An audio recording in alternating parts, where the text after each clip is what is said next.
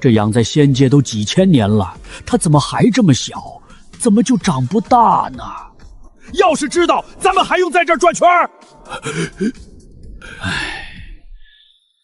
那它到底来自何处啊？净说些无用之言，帝君尚且不知，我等岂能知晓？我听闻帝君已寻过那位卜算仙君，仙君算到吐血，竟也毫无结果。这可如何是好？小姑娘若持续如此，仙界众生恐难存活呀！我倒是觉得这小姑娘奶最近安静了许多。那是你有所不知啊，咱们仙界是安静了不少，可其他界是倒了大霉了。昨个小姑奶奶才去了地府，大闹了一场，不仅把孟婆的汤喝了，还抓了个小鬼丢下去煮泡泡给她看。对，还有前天小姑奶奶跑到佛界，如来为了打发她，把经书都给了小姑奶，可小姑也不仅把经书做成小船丢进了河里，还把佛界给炸没了。我还看上了她身上戴着的珠子嘞，她不给我就算了，还给我那什么锦书，我又不识字。你们不想要窝啦？要把窝送到哪儿去？还有你，别再叹气了，三长两短不是好兆头嘞。小姑奶奶，您听老仙给您说哈，这天界这么多年您也转遍了，每个边角都没放过，是不是挺没意思的？老仙知道有个好玩的地方，那里有很多人，还有好多好吃的吃食，您可以去转转。您放心，帝君一定会让司命星君给您投个好胎的，绝不会委屈了您，您就只管吃喝玩乐。哪里？人间。哎，小祖宗您先别忙着拒绝，您看哈，这都几千年了，您还是这么小一点，也长不大。当然了，我们万万没有嫌弃您的意思，咱就是说万一您在人间就长大了呢？您看您还这么小就长得这么可爱，长大了一定是个倾国倾城，您就不想看看您长大后的样子吗？那我去，但不能白去。小姑奶奶，您说您想干什么？只要您说，我们保证做到。和韵姑姑，您那上古时期的琴廓真好看。送您了。碧泉一夜，灵泉水甜滋滋的，我下去后还能喝到吗？给您装一壶，给您单独开一眼灵泉。婶婶、伯伯、帝君，你们呢？都给你。丹君爷爷，您那3天换8个地方藏的宝贝丹药，给我拿点行不行？当然行，全都给您带走。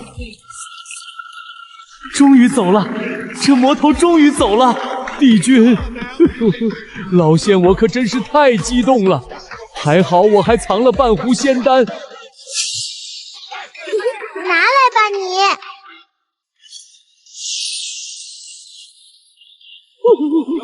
我的仙丹啊！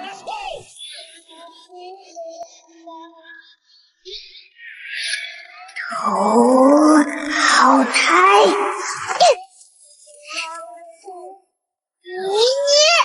要死呀！解释什么好抬？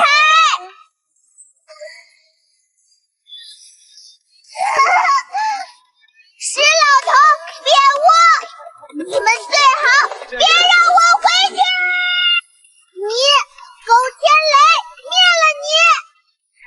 你帮着他们欺负我！王八，躲着！你下来，下来！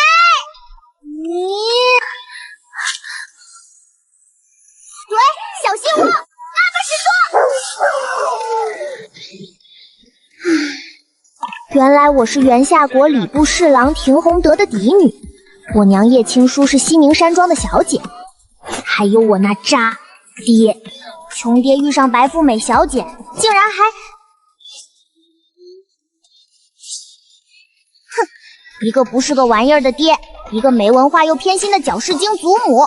不过娘倒是个好娘，哟吼，还有个平妻汪希曼，他们还有一个大自己2岁的孩子，气死我了！夫人您别急，就是这座山了，老奴马上带人上去，您在山下等着，老奴定将小姐带回来。不，季嬷嬷，我要亲自去找，若是我的女儿有个3长2短，我定要屠了听府。一想到我的女儿现在一个人在这伸手不见五指的荒山上，我拿剑把他们全都捅死都不解气。嬷嬷，我后悔了，我真的后悔了。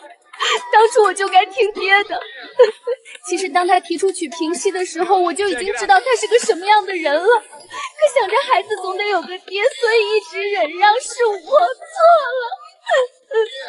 嬷嬷，他们居然敢动我的女儿，绝不会放过他们。小小姐会没事的，只要咱们及时找到小小姐，还是有生还的可能的。生还的可能？这座山是什么地方？这座山的半山腰是无主坟。无主坟？无主坟？那岂不就是乱葬岗？已经过去2个时辰了，我的兰兰！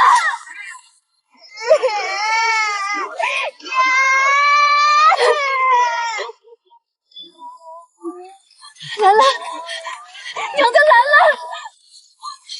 娘的女儿啊！你没事真的太好了。娘，没事。是娘不好，都是娘不好。娘保证以后再也不会发生这种事。娘给你报仇。季嬷嬷，老奴在。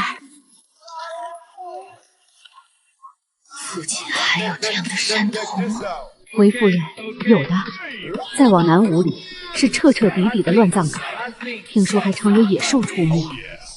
让人将挺渊儿给我扔到那座山上去，今晚就扔。是。夫人，二夫人求见。让他进来。听兰，你怎么在这里？怎么？二夫人的意思，兰兰不在这里，应该在哪里？不是，我不是那个意思。我听说兰兰许久都没回来。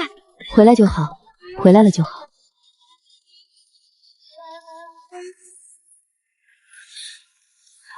渊儿一早不见了，我找遍了都没找到。夏秋，派咱们院的人帮二夫人找找。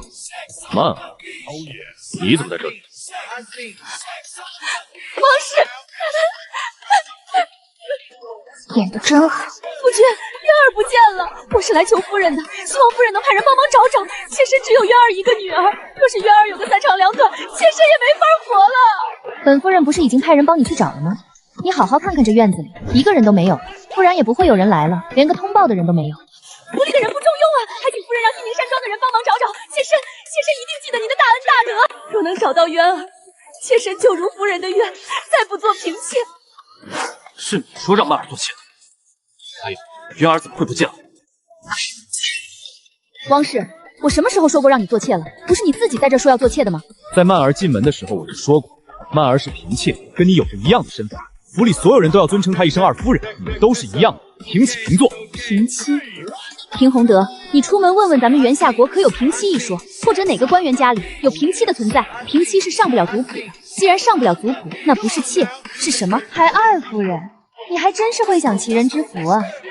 以后二夫人还是注意点，别出去闹了笑话，连累2个女儿嫁不出去。笑话。叶青书，渊儿都丢了，你怎么还不让西宁山庄的人去帮忙找？你这么袖手旁观，就不怕传出去被人笑话吗？平洪德，什么叫我袖手旁观？说不定只是石渊儿贪玩，我不是已经派人找了吗？你怎么能这么说？渊儿那么小的孩子，怎么会自己跑出去玩？肯定是被坏人拐走了。你就不能让西宁山庄的人帮忙找找吗？曼儿会记得你的好的。我怎么能那么说？这话不是你说的吗？昨天石渊儿回来，石石却丢了。当时你是怎么说的？你说石石只是贪玩，不用找。凭什么？凭什么昨天石石不见了就是贪玩？那婷兰不是回来了吗？你让西宁山庄的人帮忙找找，又不会少块肉，这样也能彰显你当家主母的仁德啊！狗屁的仁德，老娘稀罕你那破仁德！狗屁的仁德！石石能回来，那是因为他命大，是因为他有个好外婆，我有个好爹。我女儿现在已经死在那满是白骨的荒山上了。二夫人不是总觉得自己出身高我一等吗？不如回去求求你的娘家，毕竟我的女儿能找回来，也是我娘家出的力。哦，对了，季嬷嬷，将库房的钥匙拿过来，交给汪氏。既然老爷你说汪氏是平妻，那总不能光吃饭不干活吧？从今天开始，这听府就由汪氏管了。娘真给力，就是这爹太不让人省心。娘娘呀，娘在，怎么了？吃腻了？娘这就让人换一种水果果泥过来。不换泥，我要换爹，我要换爹。这个坏爹，昨天我丢了都不找我，眼里只有那个坏女人和她的女儿。哼！签了吧，放心，兰兰我会带走。娘亲，兰兰要跟你走，不要这个坏爹，不要坏女人。我绝对不同意！你只能是我的媳妇，死了还要跟我埋进我们家的祖坟。祖坟是什么东西？要是把祖坟弄没了，娘亲是不是就不用埋进去了？好像记得祖坟在东南方呢，不难找哦。娘亲，要是他不跟你和离，我们就把它变成小虫子，踩扁。八哥哥来了！八哥哥，兰兰在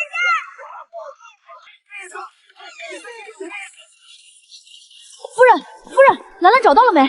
我带了母后的侍卫过来，咱们一起去找，一定将……哎，兰兰，你回来了！八哥哥，兰兰回来了。娘亲找到兰兰了，在有狼的山上找到的。有没有受伤或者哪里不舒服？要是有，一定要跟我说，我马上派人急宫找太医。没伤，就是好怕呀。山上有狼，还有坏人把兰兰绑走了。兰兰以为见不到娘亲，见不到八哥哥了。夫人，可抓到是谁绑了兰兰？本皇子定要将他碎尸万段，让他后悔自己生在这个世上。抓住了，但交代了兰兰的下落就自尽了。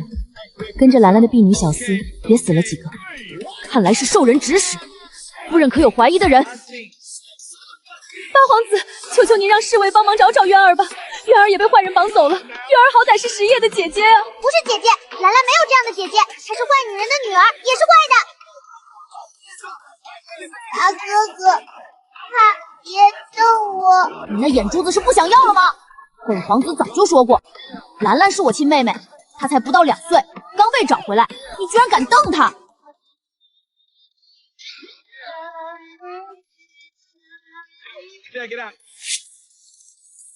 反正我是不会和离的，你就死了这条心吧。娘亲怼他，渣爹受死吧！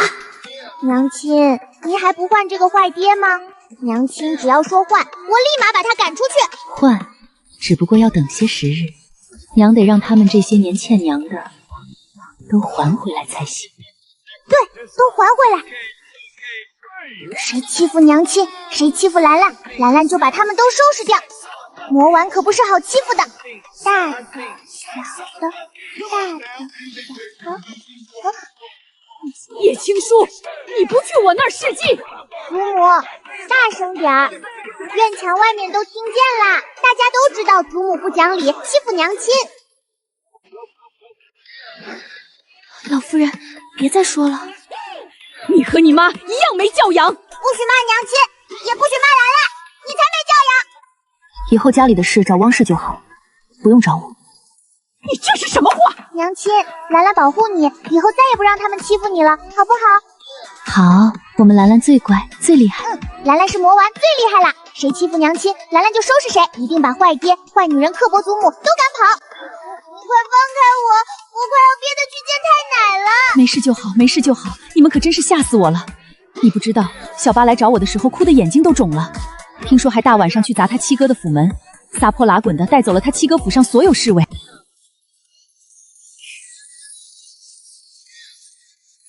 好美！你这小丫头，还不到2岁就知道美丑了。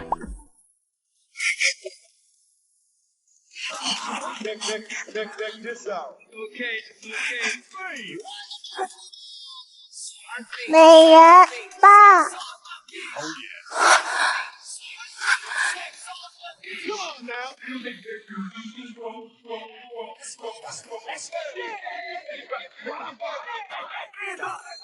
真美呀！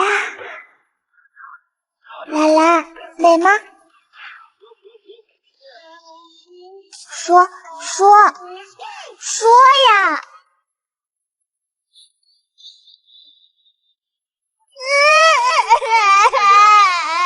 不说话，兰兰丑。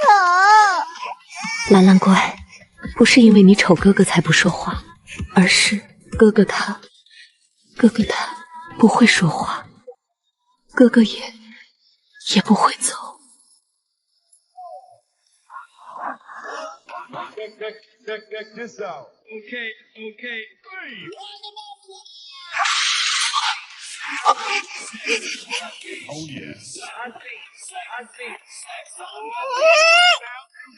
你不做人是不是？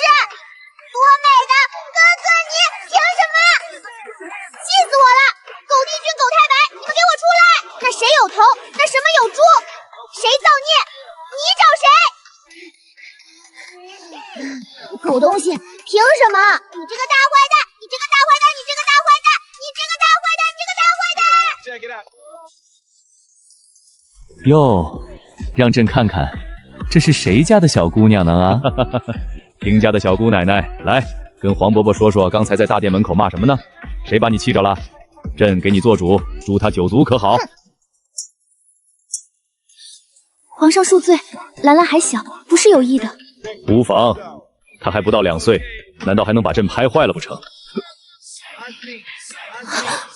两个人气捉兰兰，我爹和你。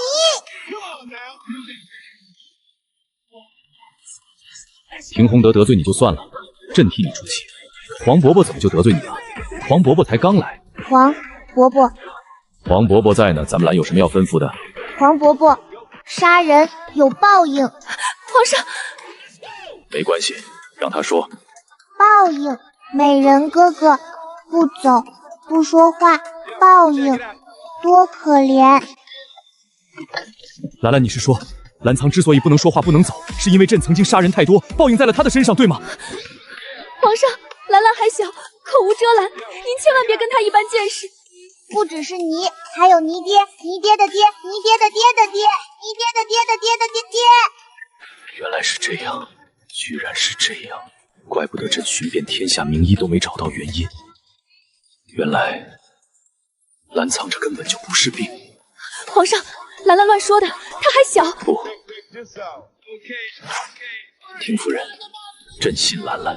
兰兰啊，美人哥哥不能走，也不能说话，你可知该如何才能医好？抱窝。兰兰的意思是说，只要兰藏前抱你，就会慢慢好起来，对吗？会好，能走，能说。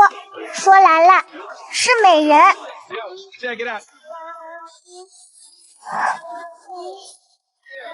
皇上，让他们进来！皇上，您可要为……穆舒雅，是你将兰兰推倒，逼她下跪，还说朕的七皇子给皇室丢脸，让她去死的。皇上，舒雅她女儿冤枉啊！是那个小不点自己跑过来撞到女儿身上的，女儿这才让他道歉。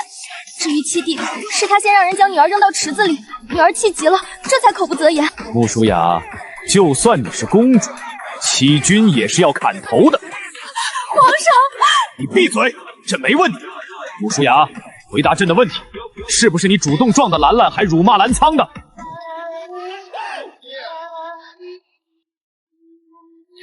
是，你找死是不是？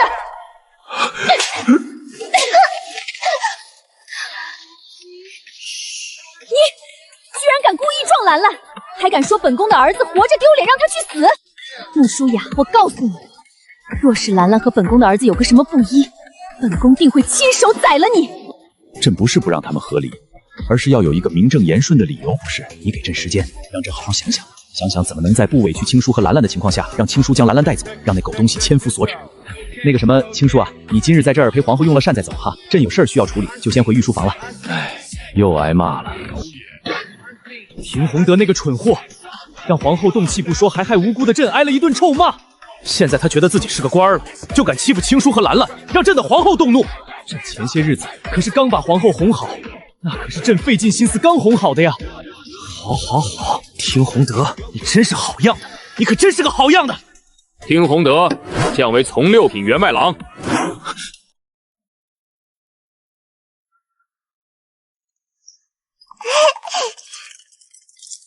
千霄啊，朕以后再也不逼着你娶妻了。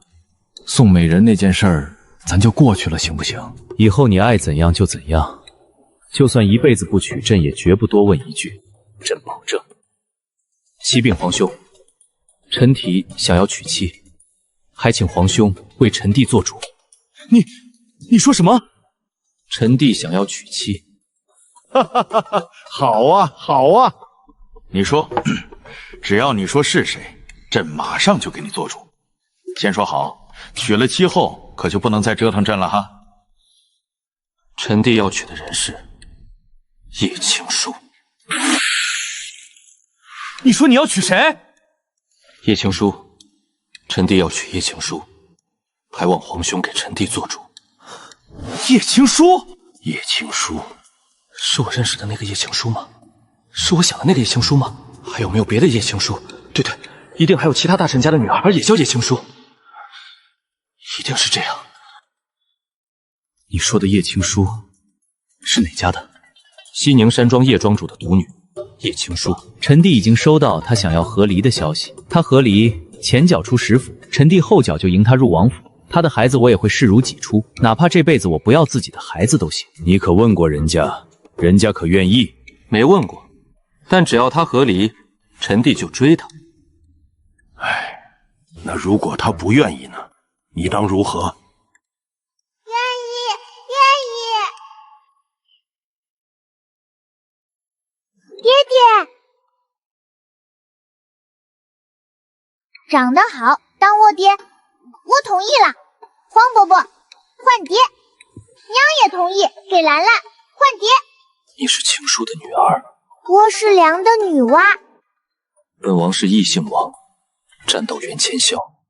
本王心愿已娘，本王想给你当爹爹。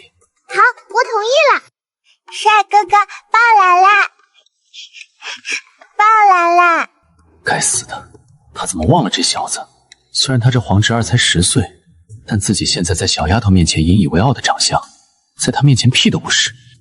兰兰乖，这小子虽长得好看，可性格冷淡，从小就……不，一样的。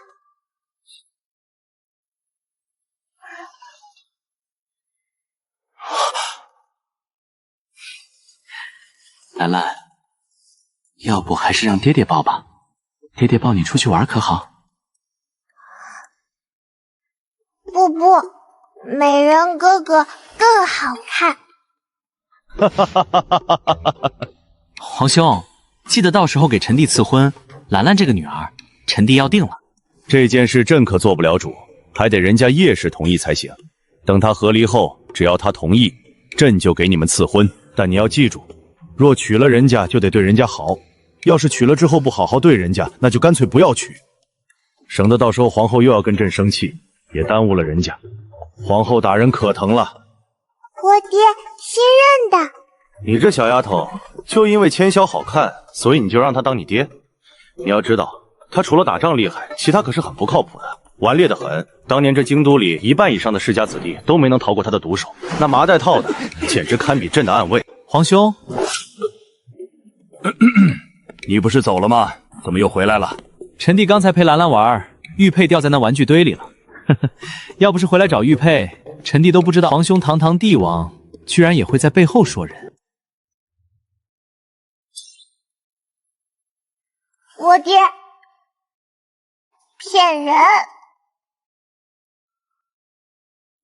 兰兰，你呢？那破爹怎么不要脸了？他骗粮。怎么骗的？破爹装泥，他骗粮，他不咬年。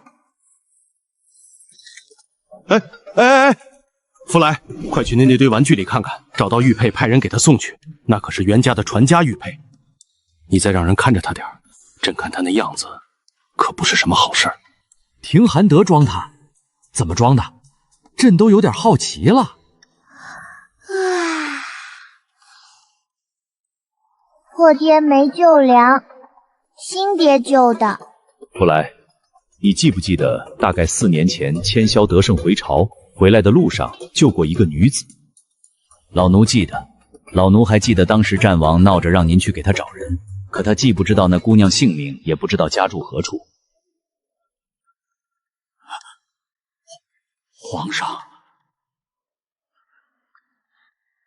应该就是了，不然他也不会听到叶青书要和离，就急火火的找了过来。看样子他是早就将人认了出来，只是人家嫁人了，他也没办法。罢了罢了，千霄怎么也是从小跟朕一起长大，他什么品性朕清楚，除了爱说爱闹外，心是好的，也有能力。青书若真嫁给他，他不会亏待人家的，更何况又是自己等了那么久的人。哼，说到这儿，那廷红怕是他顶替了千霄的功劳，说人是他救下的。若真是这样，那时大人恐怕要倒霉了。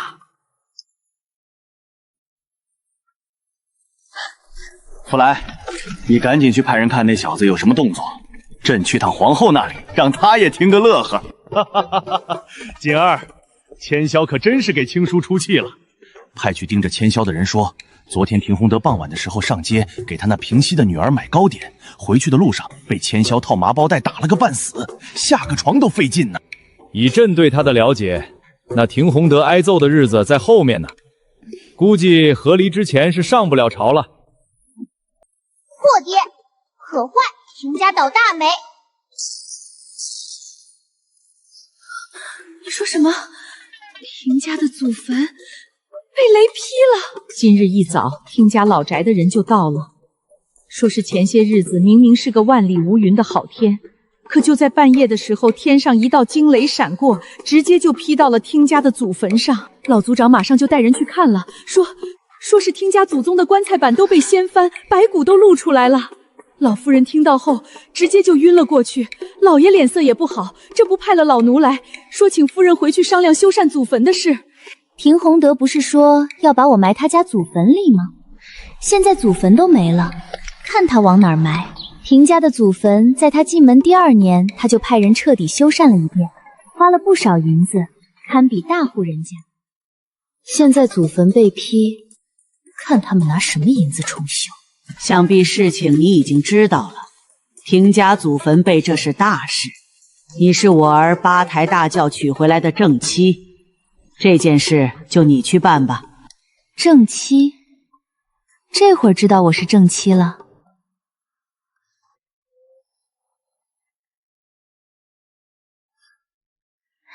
我说老爷，你这脸是怎么回事？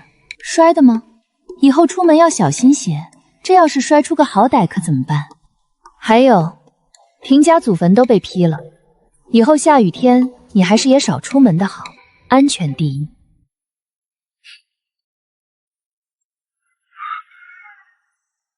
青叔，你是正妻，这件事还是你来吧。当年祖坟重修的时候就是你办的，如今还是你来办，我们也放心。确定要我办？那行吧，修祖坟是大事，现在宫中有多少银子？拿出1半出来修祖坟。宫中还有50两，就剩50两了，那就拿出25两修缮吧。至于剩下的，那就只能是省着点花用了。说的好听是修缮，可据来人的说法，那基本就等于重建啊。25两，连个零头都不够。还有，现在刚过去半个月。全府的吃穿用户，连下人们的月钱都发不出来。廷家这祖坟被雷劈的真是时候，劈得好啊！在元夏国，嫁妆属于私人物品，若夫家未经同意擅自拿取，可视为偷盗，传出去让人看不起不说，若对方追究，可是还要吃牢饭的。可是，夫人，奴婢派人去查过了，小姐被掳走这件事是汪氏和那庭院儿做的，老爷并不知情，到时候他怕是不会承认的。不承认？呵呵，不承认也没关系。只要在帝都所有人心里种下种子就好。夫人，奴婢还查到一件事。那日绑了小姐的人不是用过酷刑后被扔到了叶府门口才交代了一切吗？这件事是七皇子做的。七皇子？木兰苍？我听师姐说，八皇子知道兰兰丢了就去了七皇子府借了侍卫，所以七皇子帮忙也不足为奇。不是的，主子，奴婢查到七皇子身边的暗卫在八皇子去前就已经派了出去，还在路上跟咱们的人打过照面，更是在咱们前快一步找到绑了小姐的人。这件事虽没什么，但奴婢觉得跟你说一声，七皇子身边有暗卫这件事我知道，这些年七皇子虽说身子不好，但皇上和师姐却从来没有放弃过他。所以当年他执意出宫住到皇子府的时候，皇上就把身边的暗卫副统领派了过去，一是照顾，二是保护。而其他皇子身边的侍卫最多只能称得上高手。可他在八皇子去前就已经派了暗卫罢了。澜苍是师姐的孩子，兰兰百天的时候，师姐让我将他抱进宫，当时澜苍也在，他是个好孩子。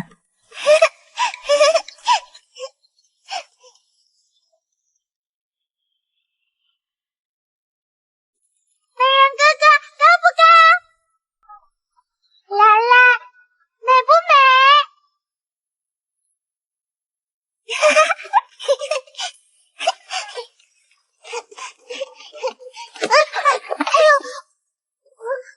大胆！这是谁家的小不点儿？没长眼啊！撞到六公主了！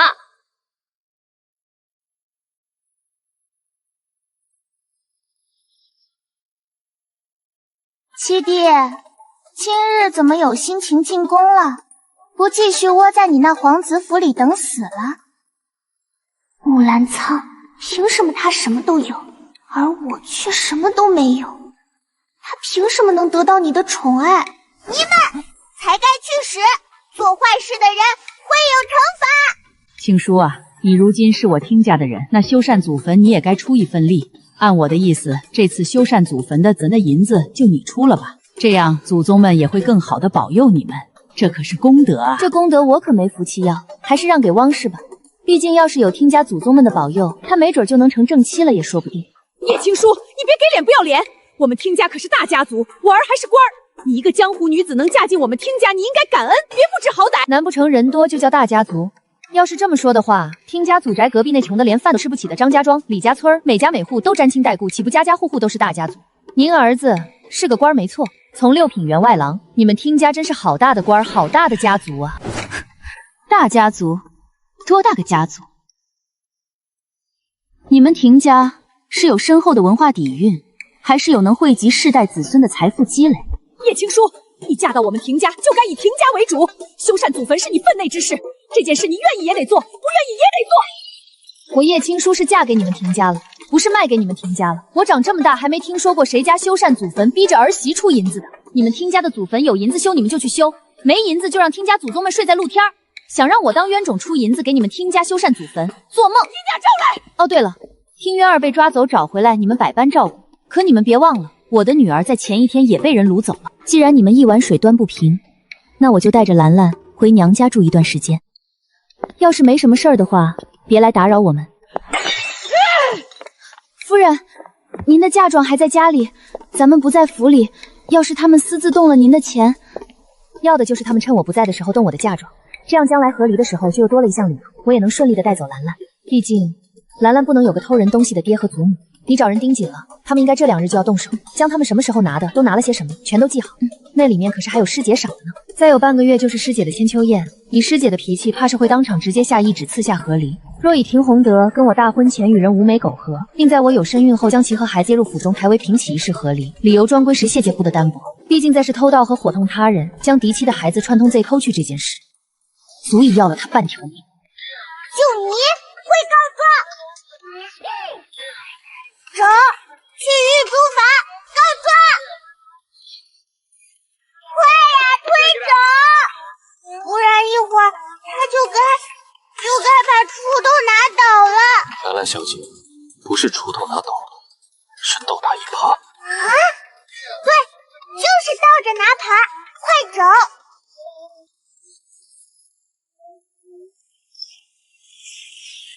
黄婆婆，我要告状！这是怎么了？摔倒了吗？出来，赶紧去拿药膏，小姑娘身上可不能留疤。是。看这小手红的，皇后可就该心疼了。来，告诉黄伯伯还有哪儿疼。算了，福来，别拿药膏了，你马上让人将太医院正给朕喊过来，速度要快。啊，这小姑娘是谁家的？不知道，没见过，不会是哪位公主吧？你聋啊？没听见刚才这小姑娘叫皇上黄伯伯吗？怎么可能是公主？皇上自从娶了皇后娘娘，就再也没去过后宫，八皇子是皇上最小的皇子了。就是，这孩子看着最多也不过2岁，怎么可能是皇上的孩子？那是皇后娘娘偷偷生的。你是不是缺心眼儿？皇后娘娘生个公主还用偷偷的？谁不知道皇后娘娘在生下八皇子之后，做梦都想生个公主。但娘娘怀八皇子的时候，发现7皇子的身子多思过虑，积郁成疾，所以这么多年也没有再有身孕。而这个孩子是……咱们这位皇上，就是皇上让咱们知道，咱们自然都会知道，就只给了皇后娘娘一人。你要是再在这乱猜，让皇上听见，被拉出去打板子，都算你家祖坟青烟冒的浓。为什么公主欺负我，把窝撞飞，说我不长眼，让我跪下，说美人哥哥活着丢脸就该去死。他还说要回去告状，让他哥哥和母妃不放过我们。放肆！是谁这么大的胆子，居然敢让你跪下，还让朕的儿子去死？你说是第几头猪？回皇上，是6公主。当时小姐在御花园放风筝，确实是6公主在明明看见小姐的情况下，还主动撞过来，将小姐撞飞后，还对小姐和7皇子出言不逊。7皇子第一时间将小姐抱起来，6公主身边的嬷嬷伸手要抢小姐，给6公主下跪道歉。属下斗胆将那嬷嬷的手折断，和6公主一起扔到了花池里。属下在宫中对公主出手是大不敬，还请皇上责罚。你做的没错，起来。下次要在这种胆大包天的公主或者皇子，你直接出手就是，不必跟朕汇报，也不用请罪。兰兰乖哈，黄爸爸一会儿，黄爸爸跟这些老东西商量完事情，带你去出气。算数哦，兰兰在这儿等。反正那6公主的哥哥是什么董，得好好教训。什么董？就是，哎呀，捡来的婷妮儿，知道不？就比如她是捡来的。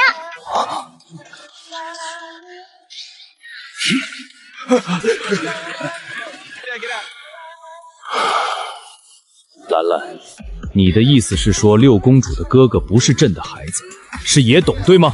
对，就是野董。皇上您别急，兰兰小姐还小，或许不知道野种是什么意思，可能是听见别人说这才学了来。皇上您别急，兰兰小姐还小，或许不知道野种是什么意思，可能是听见别人说这才学了来。福爷爷，我懂，野董不是你亲生的，你不行，是不是？兰兰看见了，亲眼看到的，他哥哥是野董。别说了，兰兰乖，别说了啊，皇伯不信你。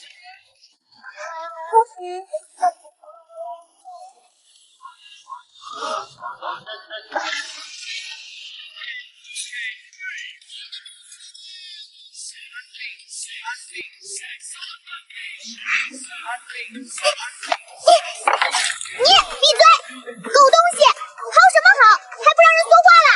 有本事你进来劈死我，劈不死我就说。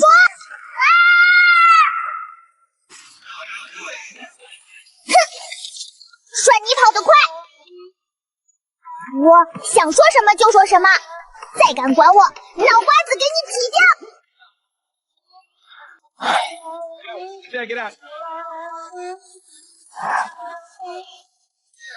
皇上，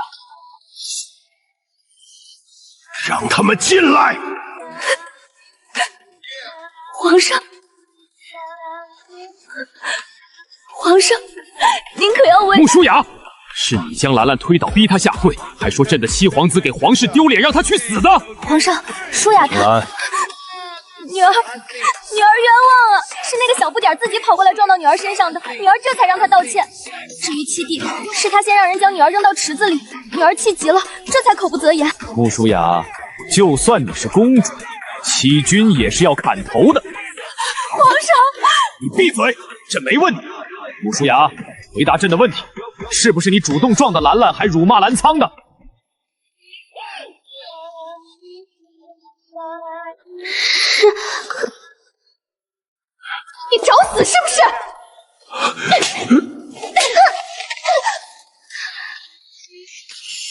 你居然敢故意撞兰兰，还敢说本宫的儿子活着丢脸，让他去死！穆舒雅，我告诉你，若是兰兰和本宫的儿子有个什么不依，本宫定会亲手宰了你。黄伯伯，漂亮剑借我用用，我出去劈死那狗东西。兰兰乖，那剑太大你拿不动，乖啊，等回头黄伯伯找个小的给你玩。你们不懂，他们骗我，欺负我，现在还吓唬我。天，我跟那狗毒性必须使一个！你闭嘴，狗东西，好什么好？本事，你进来劈死我！劈不死我就说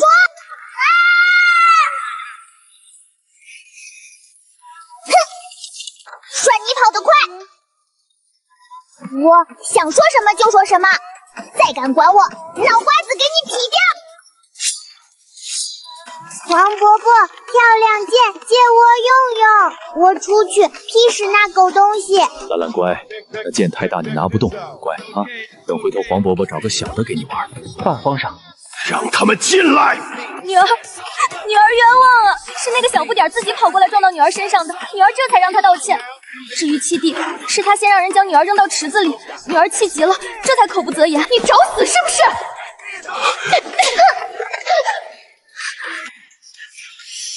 娘娘，舒雅还小，要是就有错，也是我这个当母妃的错。皇上还没说什么，您怎么能动手打人？你的错，把公主教的跋扈，你确实有错。她都11岁了，什么不懂？你别以为本宫这些年没工夫理你们就什么都不知道，本宫知道可多着呢。穆舒雅身为公主，琴棋书画诗酒花茶她样样不行，偏偏跟那村口泼妇一样，到处讲人家是非罪行，没有口德，出口伤人。在宫中学了什么多年礼仪教养，都学到狗肚子里去了不成？还有你，她若不是平日里从你嘴里听到的这些话，她能出来说？来人啊，将六公主拖出去掌嘴50。至于明妃，皇上你自己看着办吧。你呀你，要打人何必自己动手？这不是还有工人呢吗？怎么样，手疼不疼？你打了他们2个，可就不能打朕了哈。来人，传朕旨意，明妃从今日后降为嫔，禁足明月宫，无朕旨意不得外出。黄伯母打得好，就是野董没来，怪可惜的。什么董？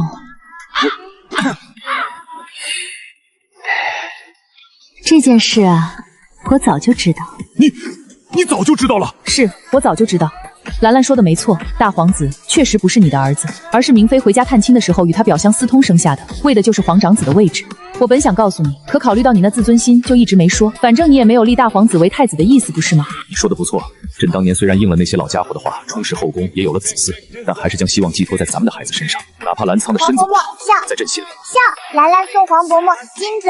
你这个小财迷，平日里看见黄伯母赏人的金瓜子，都恨不得全装自己那小荷包里，你还能给黄伯母送金子？当然，但不是兰兰的，是野董的。野董他有金子。你呀，他是皇子，肯定有金子。你这是要拿别人的金子送给你黄伯母，怪不得这么大方。朕这里也有金瓜子，一会儿就让人把你那小荷包装满，好不好？不是瓜子蜡那么小的金子，是那么大那么大的山那么大。山那么大，该不会是金矿吧？不知道，反正那么大，一车一车往外运。兰兰也想要，送给黄伯母。黄伯母买一买就高兴了。娘啊，有没有想兰兰？当然想了。兰兰这几日在宫里有没有听话呀？听了，我还做好事了你。还有，野董不是黄伯伯亲生的，我看出来的。当时黄伯伯的脸色过好看嘞，都绿了。亲爹，金矿，野董，天哪，他这些日子都干了些什么？娘啊，那个人好厉害，嘴里能喷火。夏秋姨，喏，给赏钱。娘啊，那个是用糖做的兔子吗？买一买。可以买，但只能拿着不能吃。小孩子不能吃太多甜食，会坏牙。娘啊，挠挠脸也没用，不能吃就是不能吃。我不吃了，我拿着看，真的。夏秋姐姐拿着你看也是一样的。娘啊，挠挠脸也没用，不能吃就是不能吃。我不吃了，我拿着看，真的。夏秋姐姐拿着你看也是一样的。你们的宝贝波来啦！娘啊，不是二娘，你看那边是渣爹。这田宏德祖坟没银子修，倒是有银子出来陪外室逛街，真是不要脸！难道他不知道自己还有一个妻子和女儿吗？什么东西！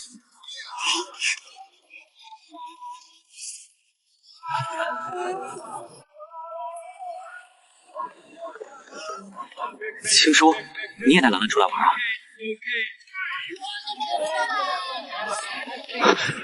青叔，你在这里订房间了吗？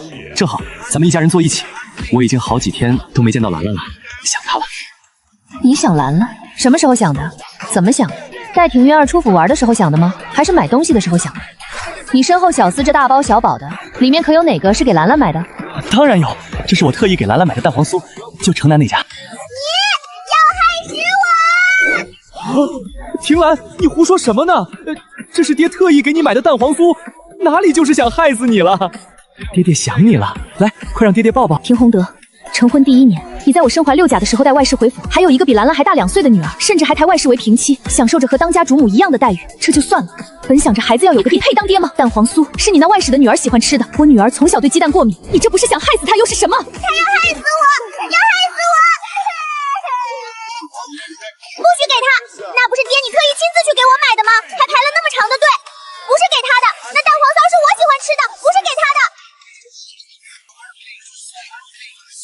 青叔，闭嘴！你别叫我！我真是瞎了眼，当初怎么会嫁给你这么个狼心狗肺的？兰兰还小的时候，不知道她鸡蛋过敏，误食了一口鸡蛋羹，差点因过敏而窒息。当时我派人去找你的时候，你在干什么？你是怎么说的？他死了才好。你说他死了才好？你如今说你想兰兰了，你可配？你今日这番作态，无非就是没订到房间想蹭我的。我告诉你，那是我订的房间，用我自己的银子订的，跟你没关系。我更不想跟你的外室和外室女同坐在一个屋檐下。所以听洪德石大人，好狗不挡道，请让开。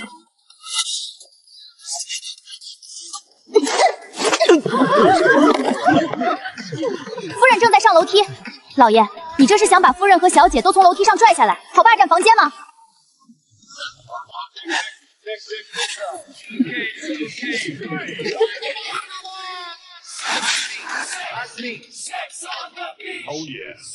晴儿乖，别急。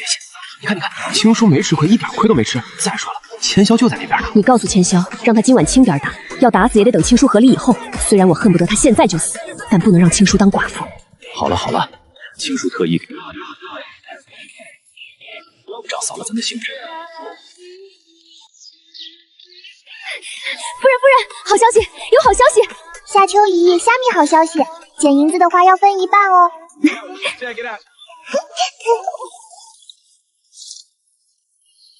夫人，您猜的没错，田洪德果然在那天咱们走后偷偷动了您的私库，应该是怕咱们发现，所以只拿了几件小东西，但全都价值不菲，其中还有皇后娘娘私下给您的玉镯，她一共将东西典当了1万两，其中4000两给了听家族人，让他们重建祖坟，另外6000两给了汪氏和庭渊儿买了衣裳和首饰，应该是给他们准备参加皇后娘娘千秋宴那天穿用的，其余剩下的银子也全都给了汪氏当平日里的花用。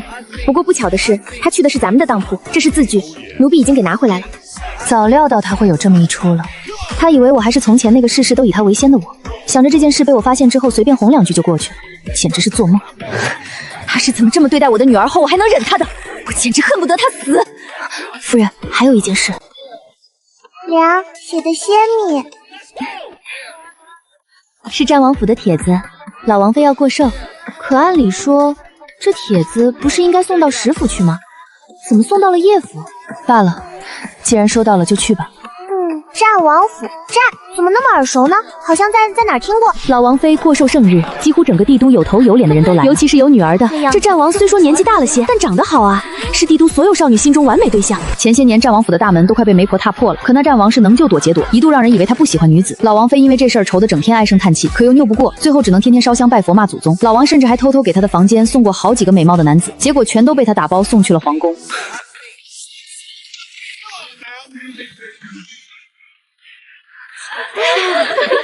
青叔，这就是小兰兰吧？哎呀，长得可真是好看，我已经很久都没见过这么漂亮的小姑娘了。可不是嘛，要不说还是人家青叔会生，不像我，做梦都想有个女儿，结果到头来生了4个臭小子，每天上房揭瓦，让老娘拿着鸡毛撿子撵着抽。这小兰兰我真是喜欢的不得了，要咱们来定个娃娃亲，我保证将兰兰当自己女儿就长家。要是谁敢欺负兰兰，将兰兰让她受委屈，老娘剥了她皮，打个半死赶出家门。哎呦，这算盘让你打的，就你家有儿子呀？我家也有，就是年纪大了点儿，但是大点会疼人呀，青叔。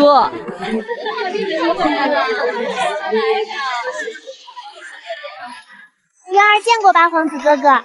八皇子哥哥，上次您带渊儿去的那个梅林真漂亮，什么时候可以再带渊儿去？汪夫人，好福气啊！还有您给渊儿买的零嘴，渊儿也很喜欢，谢谢八皇子哥哥。这渊儿竟然跟八皇子关系这么好，两小无猜。说不定长大自有一番缘分呢。汪夫人真是好福气。是呀，这帝都谁不知道皇后娘娘就只有八皇子和七皇子2个儿子？这八皇子说不定将来汪夫人真是生了个好女儿。是啊是啊，我也听说了，这八皇子总往3天2头的往石府跑，还送去不少小玩意儿。听说前些日子渊儿出门走丢了，八皇子连夜派人去找，连皇后娘娘都被惊动了。哪有你们说的那样？八皇子还小，渊儿也还是个孩子呢。说这些太早了，到时候还是看他们自己如何发展吧。夫人，庭渊儿才4岁，这也太有心机了吧？八皇子明明就是离本皇子远一点，你身上的香粉简直要把本皇子熏死了。还有，本皇子可不是来看你，本皇子是来看兰兰的。上次的皇家梅林也是本皇子专门带兰兰去，零嘴也是特地给兰兰准备，是你自己赖着非要去，还把本皇子给兰兰准备的零嘴吃了个精光，本皇子甩都甩不掉你。我凉，没欺负人，我凉，一个字都没说。也请各位夫人不要误会，本皇子跟庭渊儿可不是什么两小无猜，平日里到听府也是去看兰兰，本皇子跟他一点也不熟。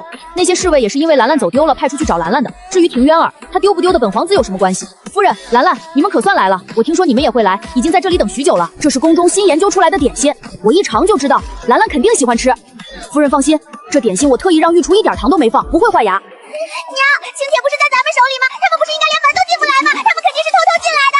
娘，找人将他们赶出去，快将他们赶出去！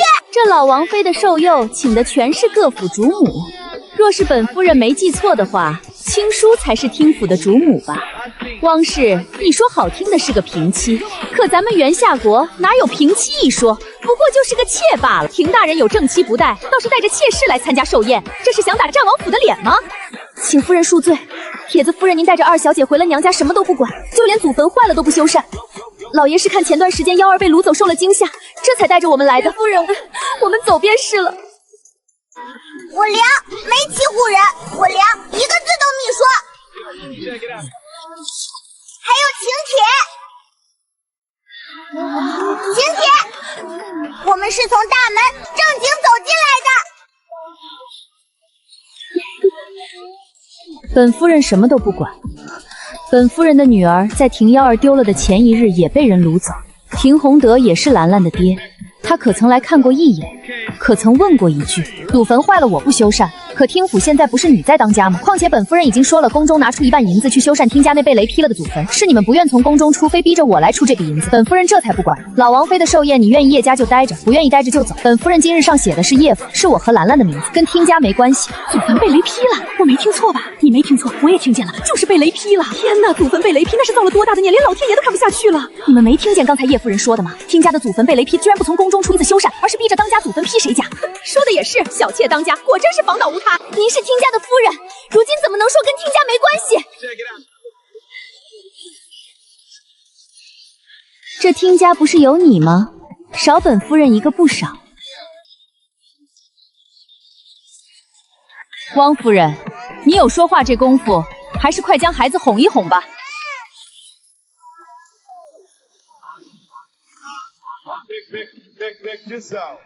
这就是叶小姐和兰兰吧？怪不得叶小姐。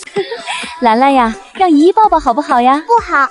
这小孩子呀，礼仪和教养要从小教才好，不然带出来多惹人笑话。杜夫人，你有这操心别人的功夫，不如先管好自家女儿，3天2头的追着人家3皇子跑，这礼仪和教养可见一斑。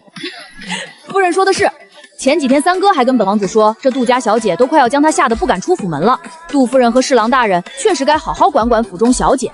咱们元夏国虽说民风开放，但也没开放到女子可以当街强人家做自己夫婿。更何况，若是本皇子没记错的话，杜家小姐上个月及笄，可是比本皇子的三哥还大上半岁呢。兰兰有礼貌的，知道在寿宴不能哭，不让姨姨抱，会累着姨姨。你才这么小一点儿，累不着姨姨。能的，姨姨肚里有宝宝。什么人？二小姐年岁小，还是不要让她乱说吧。不管是不是兰兰乱说，还是找府医来打脉看一看吧。要是万一真有了身孕，也得注意一下。老王妃到！到时候要是诊出侯夫人的肚子没动静，看他们娘俩怎么收场。快给侯夫人瞧瞧。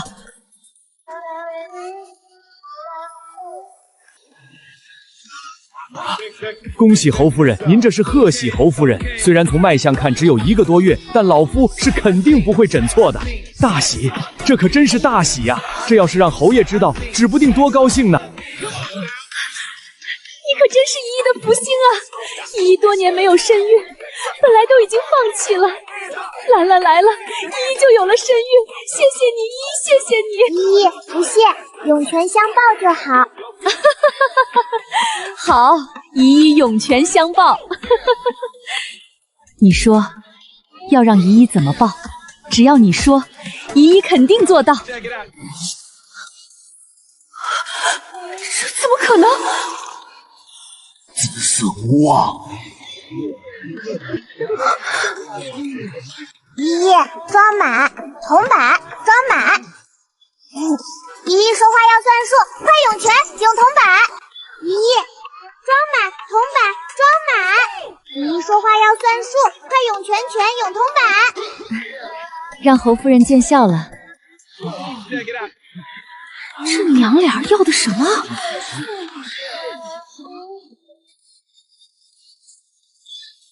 涌一半也行，涌一半。兰兰告诉依依一个秘密。不用金瓜子，用铜板就行。用了金瓜子会被梁没收。梁说小孩子身上带金瓜子太招眼，容易被坏人定计。够不够呀？若是不够，明日你拿着麻包袋到武安侯府，不管多大的麻包袋，依依保证全都给你装满。够了，依依的荷包兰兰不要，依依自己留着买一买。兰兰说话算数，告诉依依一个秘密，依依肚子里是个弟弟哦。哼！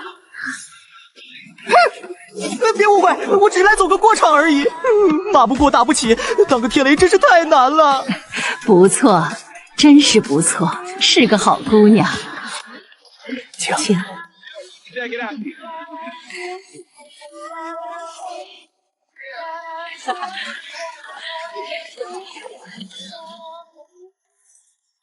夫人，战王为什么总看您啊？您和战王认识？不认识。认识啊。你说什么？认识，我亲爹。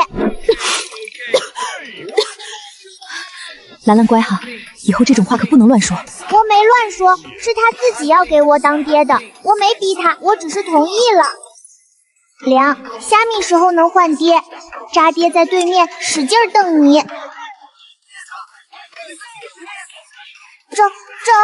兰兰乖，今天没有肘子，你先凑合吃点。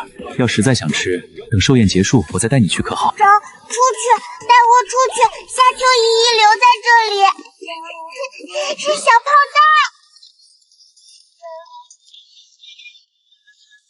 弹。臣妇见过战王。亲爹的嘴被浇糊上嘞！说话呀，说呀！本王的，他再本一会儿王，我梁就丑喽。叶青书，王爷可是有事？本王，王爷要是没什么事的话，臣妇就先回去了。你等下，本王有事。亲爹的嘴被浇糊上嘞！说话呀，说呀！本王的，他再本一会儿王，我梁就丑喽。兰兰不急，皇叔他紧张虾米，可能是怕被夫人拒绝吧。青书，你可记得本王？王爷说笑了，今日是臣妇与王爷第一次见面。不是的，青书，这不是你我第一次见面。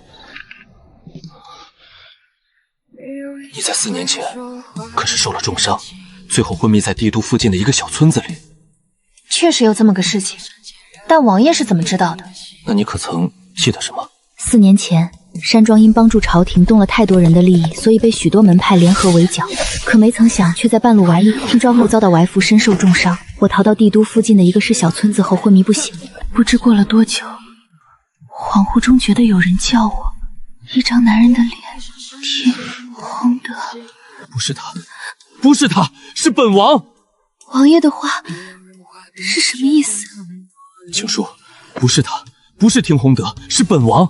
当年本王在边境打仗得胜回朝，因着母亲生辰快到了，便提前赶了回来。帝都附近那小村子里有一家姓李的卖货郎，他家的栗子糕尤其好吃，我母亲特别喜欢，所以本王特意绕道去买。到了也是深夜，本王在进村子的时候，发现有一群人在鬼鬼祟祟的搜寻什么，本以为是敌国奸细，可没想到在一处草棚遇到了重伤的你。王爷是说，当年救下我的不是听洪德，而是你。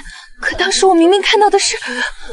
本王派人去查了，当年有一个农户的妻子提前生产，他去请稳婆的时候路过了那个草棚。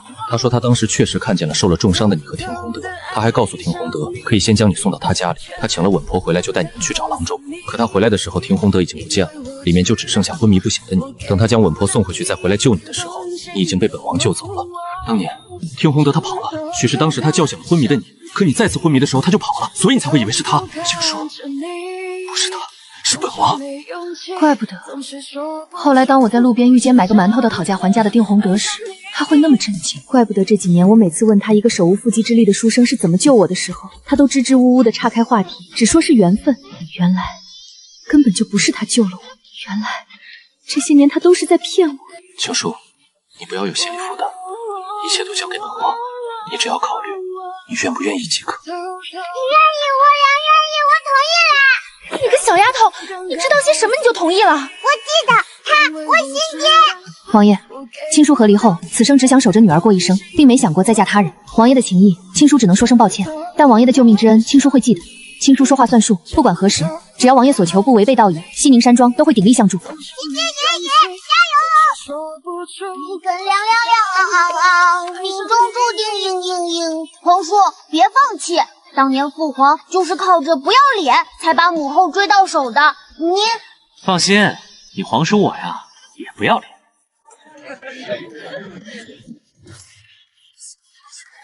夫人，听洪德怕是已经听说了侯夫人和老王妃喜欢小姐事情，这会儿想借着小姐的关系攀上战王府，主动提出让听渊儿给老王妃献艺呢。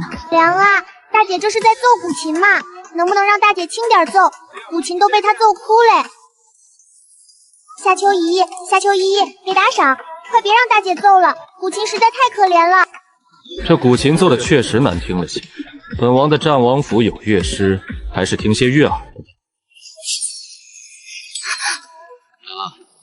跟本王去前面做客好，等一会儿本王给你涌泉。我今天身体有点不适，先走了。叶青书，你好歹是我的夫人，怎么会那么不知轻重？你不知道武安侯府的涌泉相报价值鹅河吗？我被贬官，你不求武安侯夫人帮我官复原职，居然随着庭兰胡闹就只要了一荷包的铜板，你就那么缺银子？这么多年我是缺你吃了，还是短你喝了？明日你就去武安侯府，以探望武安侯夫人为名，求侯爷替我说两句好话，让我官复原职。庭兰虽比不过渊儿，但好歹也有些用处，知道哄着侯夫人说她肚子里的是个男胎。侯夫人有了身孕，侯爷一高兴肯定会答应。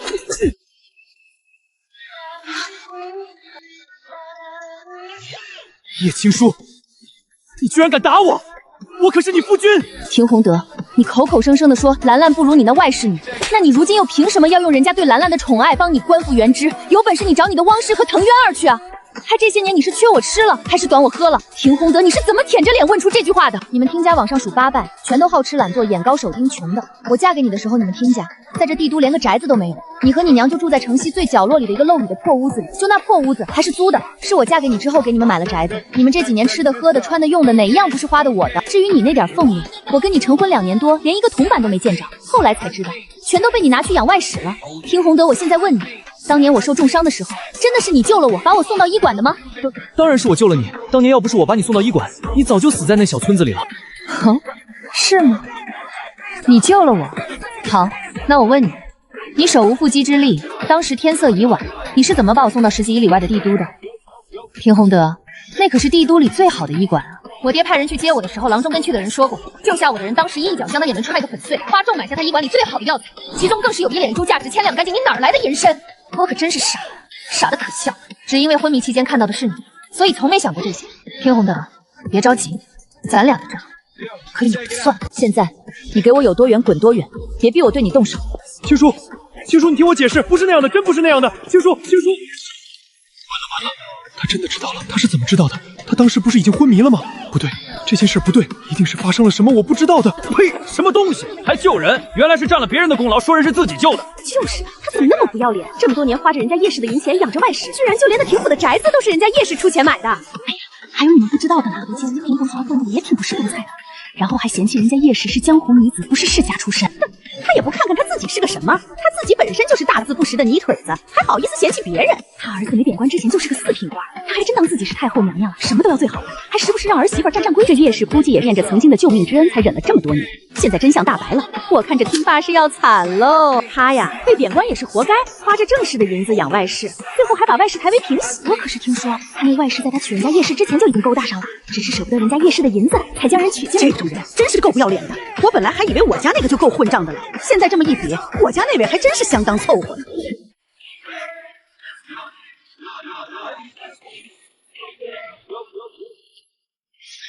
当年我真的不该只相信自己朦胧中的一眼，就什么都没去调查，轻易相信了他。凉啊凉，走，去看戏。这大清早的哪有戏班子唱戏？你要想去看，等吃过午后，娘带你去。不像那个戏，是能让凉开心的戏。凉，还去那天吃饭的那个楼，能去吗？能去，那个楼是你的。我的，是我的，是你的。娘在去年就已经将10顶楼过到你名下了，不仅那个楼，还有其他的一些产业。算了，有些东西本来想等你长大些再告诉你带你去的，可娘的兰兰这么聪明，跟别人不一样，就算现在带你去也没什么。你别多想，不是你不好，你从小跟在我身边怎么会不好？只是如今兰兰慢慢长大，不像小时候一直抱在怀里就行。你一个人忙不过来，从前我顾着廷宏德很少用山庄的人，就连婢女都只带了你一个，其他全都是从外面买来的，就怕伤了他的自尊心，这才导致了上次兰兰被掳走。夏秋，当年救我的人不是廷宏德，而是战望袁千霄。对，是我亲爹。等事成那日，本王绝不会亏待你的。哎呀，王爷别，这是酒楼了。凉啊，我知道他们在干嘛。八哥哥上次带我去梅林的时候，遇到了那谁家的小姐来着，那谁家就跟一个公墓子在梅林外围不要为讨厌的，他们还夏秋，当年救我的人不是廷宏德，而是战望袁千霄。对，是我亲爹。夫人，这廷宏德也太不是人了。他当初追您的时候，一个劲儿的往山庄跑，庄主不同意，他就死皮赖脸的每天在山下等着。您看在他的救命之恩，时常暗中接济他，就连他养外室抬外玉为平妻，您都看在这恩情的他份上忍了，现竟然连这救命之恩都是假的，他简直是太可恨了。不行，这口气奴婢咽不下，奴婢去杀了他。不行，现在不能杀了他，杀了他您就成寡妇了。奴婢去揍他一顿。您和黎前，奴婢每天都去揍他一顿，奴婢揍死他。不用你去揍，战王已经揍过了。上次咱们回去你不是看见了吗？揍挺惨的。凉，走呀，快走呀，不然赶不上了。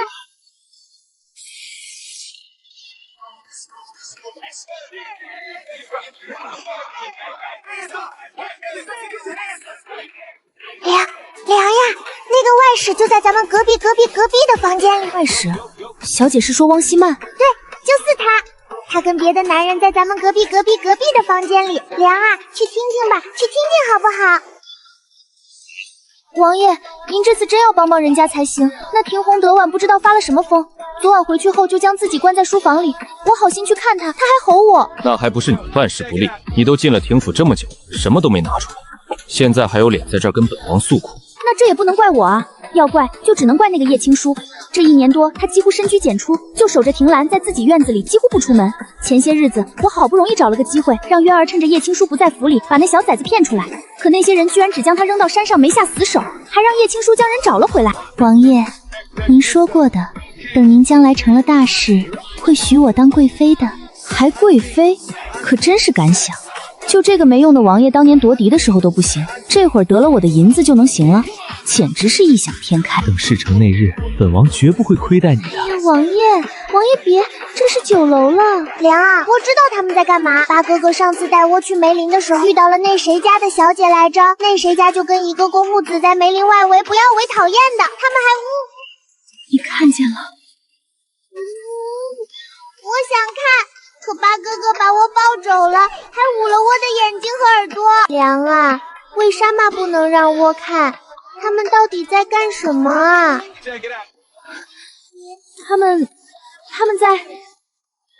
在比武，对，他们在比武。原来是这样，那这个王爷的武功一定很厉害。凉你一听，汪夫人都哭了。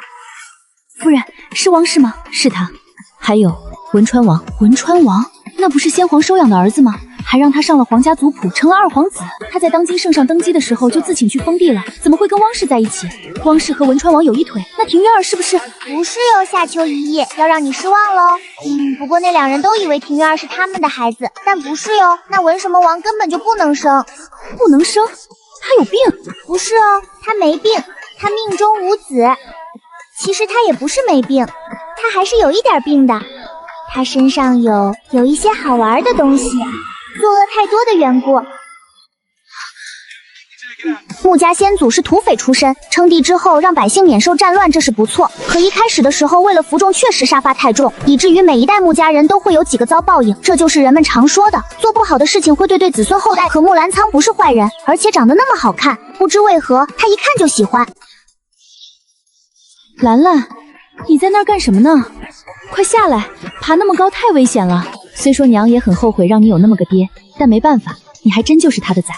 不过没关系，等娘跟他和离后，你就只是娘一个人的崽了，跟谭帕家再没关系。那行爹你。小孩子家的别乱说，好好吃饭，一会儿娘带你去个地方。你说什么？再说一次！大人，庭家祖坟又被雷劈了。我不是已经给了上次来的人银子，让他回去修缮祖坟了吗？是给了，可祖坟才修缮到一半就又被劈了。族长说剩下的银子不够，还说让您最近务必回去一趟，最好是找个高人一起回去。大人，现在族里族外议论纷纷，全都说祖坟被劈是因为您在这帝都做了缺德事儿，连老天爷都看不下去，所以才专挑听家祖坟劈，不然周围那么多家的祖坟，怎么就偏劈听家的？放屁！本大人能做什么缺德事儿？再乱说，小心本大人治他们的罪。本大人知道了，等皇后娘娘千秋宴后，本大人会回去一趟。儿啊，发生了何事？我听下人说族中来了人，可是祖坟修缮好了。娘跟你说话呢，你这是怎么了？娘，你相信报应吗？儿啊，什么报应不报应的？你是不是身子不舒服？怎么还说起胡话了？娘，刚才老宅来人了，说庭家祖坟又被雷劈了。什么？又被劈了？怎么会又被劈了？祖坟被劈，那可是报应啊！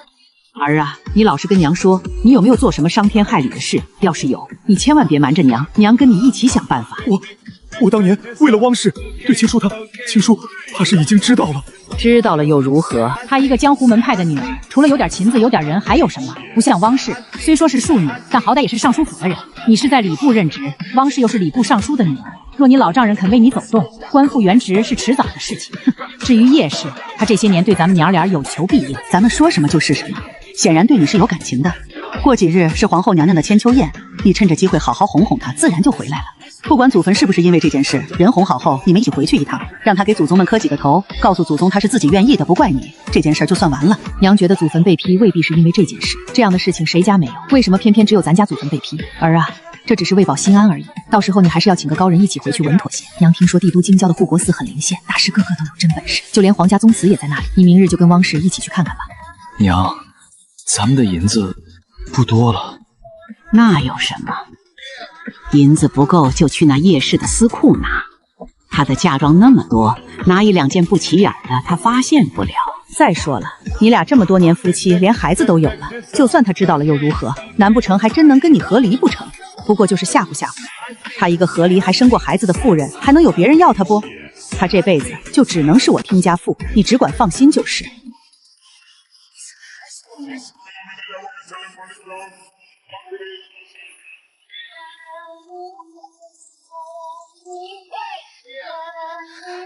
青叔，你怎么也来了？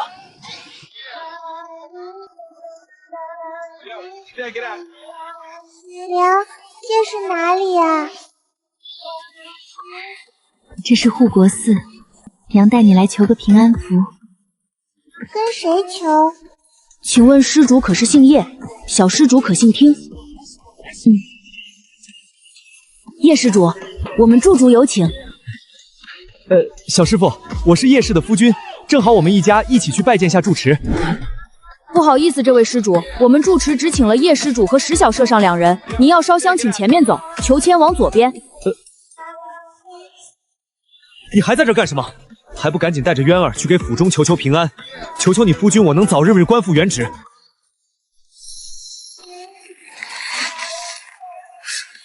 什么玩意儿？要不是看在叶青书那嫁妆的份上，你以为你老娘愿意这么跟着你？娘，咱们什么时候能回王爷爹爹身边呀？月儿想王爷爹爹了。月儿乖，再忍忍，等王爷爹爹成事了，你就是公主。但你要记得，这件事现在就只能是你和娘知道，不然月儿可就当不了公主了哟。娘，月儿知道的。王爷爹爹和娘现在做的一切都是为了月儿将来能当公主，月儿不会乱说的。虽然咱们跟王爷爹爹很少能见面，可王爷爹爹很疼月儿。当然啦，你可是你爹爹唯一的孩子。怎么还没来？是不是你那小和尚认错了人？这都多久了？要不是怕给他招闲言碎语，本王就亲自去了。你不是最会算吗？来来来，快拿你那些破签子给本王算算，看他们母女俩是不是在路上遇见什么危险了。不行不行，签子不行，还是用你那龟壳吧。本王知道那是你师父留给你的，你平日里宝贝的不得了，肯定算得比签子重。快，就用那个龟壳算。在哪儿呢？是不是挂腰间了？哎呀，你倒是快点啊，慢腾腾。来来来，本王帮你拿。贫僧身上真的没有。少废话！没有，王爷，您别这样，真的不在贫僧身上。哎呦，行了，他们已经在来的路上了，马上就到。您信贫僧一次，就信一次，行不行？快别翻了，他们真的已经到了，贫僧都听见他们的脚步声了。你不是喜欢我俩吗？怎么会跟别人在这里比武？那个，青书兰兰，你们别误会，本王是看你们许久都没过来，想着让这死秃子算算你们到哪儿了，不是你们看到的那样，真不是。兰兰，他们不是在比武，大师是出家人，不能比武。行吧，那我就勉强还认他当我亲爹。你总看我干什么？想抢我果果？不是，贫僧不是想抢你果子，贫僧是看不清你，所以才多看了2眼。我懂，颜色不好嘛。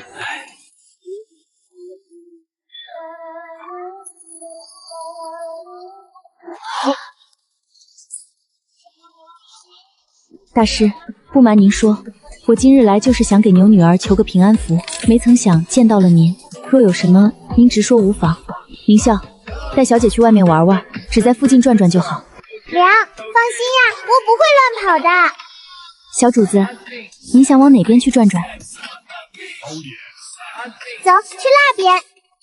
主子，前面是皇家公祠，没什么好玩的，咱们还是回去吧。可算到了，我找的就是这里。这下我终于可以指着他们骂了。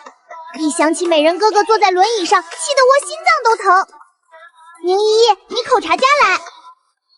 宁依依，你就守在这里，不用跟我进来。慕人志，慕富贵，慕有才，慕有德。你知道有多少百姓因为战争流离失所吗？你没银子为百姓和那些战死的士兵们善后，将罪孽全都留给了后世子孙，你好意思吗？还好倪家后面几个子孙有出息，善待百姓，不然倪木家早就没了。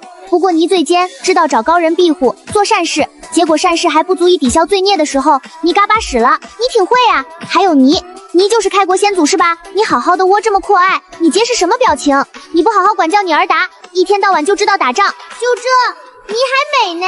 你有虾米可美？瞅瞅你把美人哥哥害的，你还有你。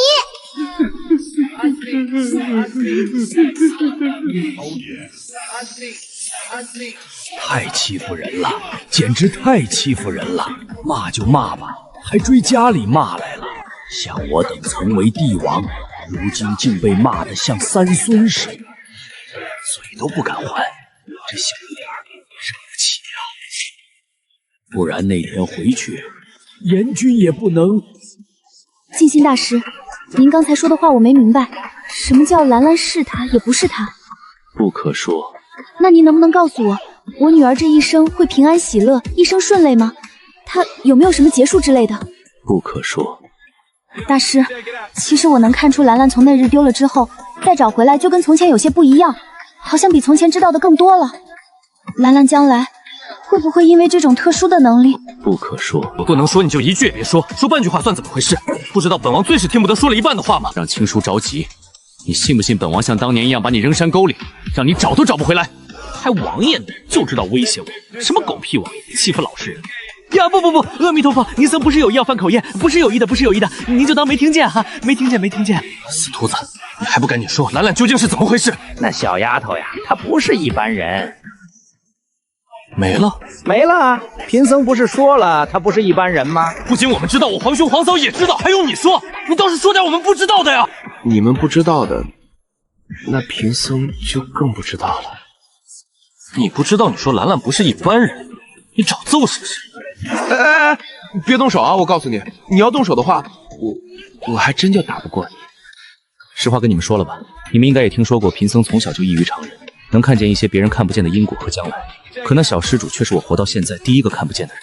不过我还是提醒你们，我虽然看不见那小施主的因果和将来，但他身上那耀眼的霞光，可是差点没闪瞎我的眼睛。他呀，身上肯定有大功德，而且是那种逆天的大功德。可除了功德，好像还有些其他东西。这种人只会有两种结果，要么就是毁灭天下，要么就是为天下所牺牲。你们心里最好有个数。追去啊！还站在这干嘛？好不容易借贫僧的名义将人骗来看一眼，解解相思之苦，到这会儿了，不知道出去安慰安慰？哼，一天到晚的就欺负我。今日多谢王爷，要不是借王爷的光，青叔今日恐怕见不着静心大师。你别哭啊！兰兰是的，你女儿也是我女儿，只要本王活着一天，就会本王收到消息连夜赶回来的时候，兰兰已经被找回来了，是本王的错，是本王没护好你们母女俩。青叔，你放心，不管你答不答应嫁给本王，本王都会永远站在你们身后。任何人都别想伤你们母女俩分毫，哪怕你嫁给别人，本王也会祝福。王爷，本王知道你现在还没合理，本王可以等。快去宗祠！你看本王和青苏说两句话，你难受是不是？皇家宫祠里全都是先祖牌位，就算这护国寺来了贼人，也不会吃饱撑的去那里。更何况山下还有侍卫，没有你的允许，谁能上得来？你有病啊！我骗你干什么？别人是上不来，那不是有上来的呀！你别忘了，除了你们俩，还有个小祖宗，现在也在这后山。静心大师是说，兰兰在皇家行藤，可是她去那里干什么？她没干什么不好的事儿吧？小祖宗倒是没干什么坏事，但他应该也没干什么好事儿。刚才你们出去后，我本想打坐好好想想，我还没做好呢，就听见穆家祖宗们喊我，哭的那叫一个惨。行了，今天就到这里吧，你们也好好反思一下我说的对不对。还有就是，你们虽说是皇家先祖，但你们好好看看你们身上的功德光，还没我身上的亮，你们的好意思吗？你们要好好修炼，这样才能更好的庇护子孙后代，不能总想着让他们自己承担和化解你们带来的因果。我说话呢，你们听见了没？听见了。听见了就好。我告诉你们，我可是会来检查的。要是让我知道谁在偷懒，不好好修炼，我就直接把你们那点少得可怜的功德光全都打散，反正留着也没用。好啦，我要迟了，再不回去凉该担心了。真是的，下次再来这破宗祠的时候，得记得让宁依依给我带点水喝。有人吗？唉，说了这么半天，我都渴了。宁依依，你在外面吗？来抱兰兰出去喽！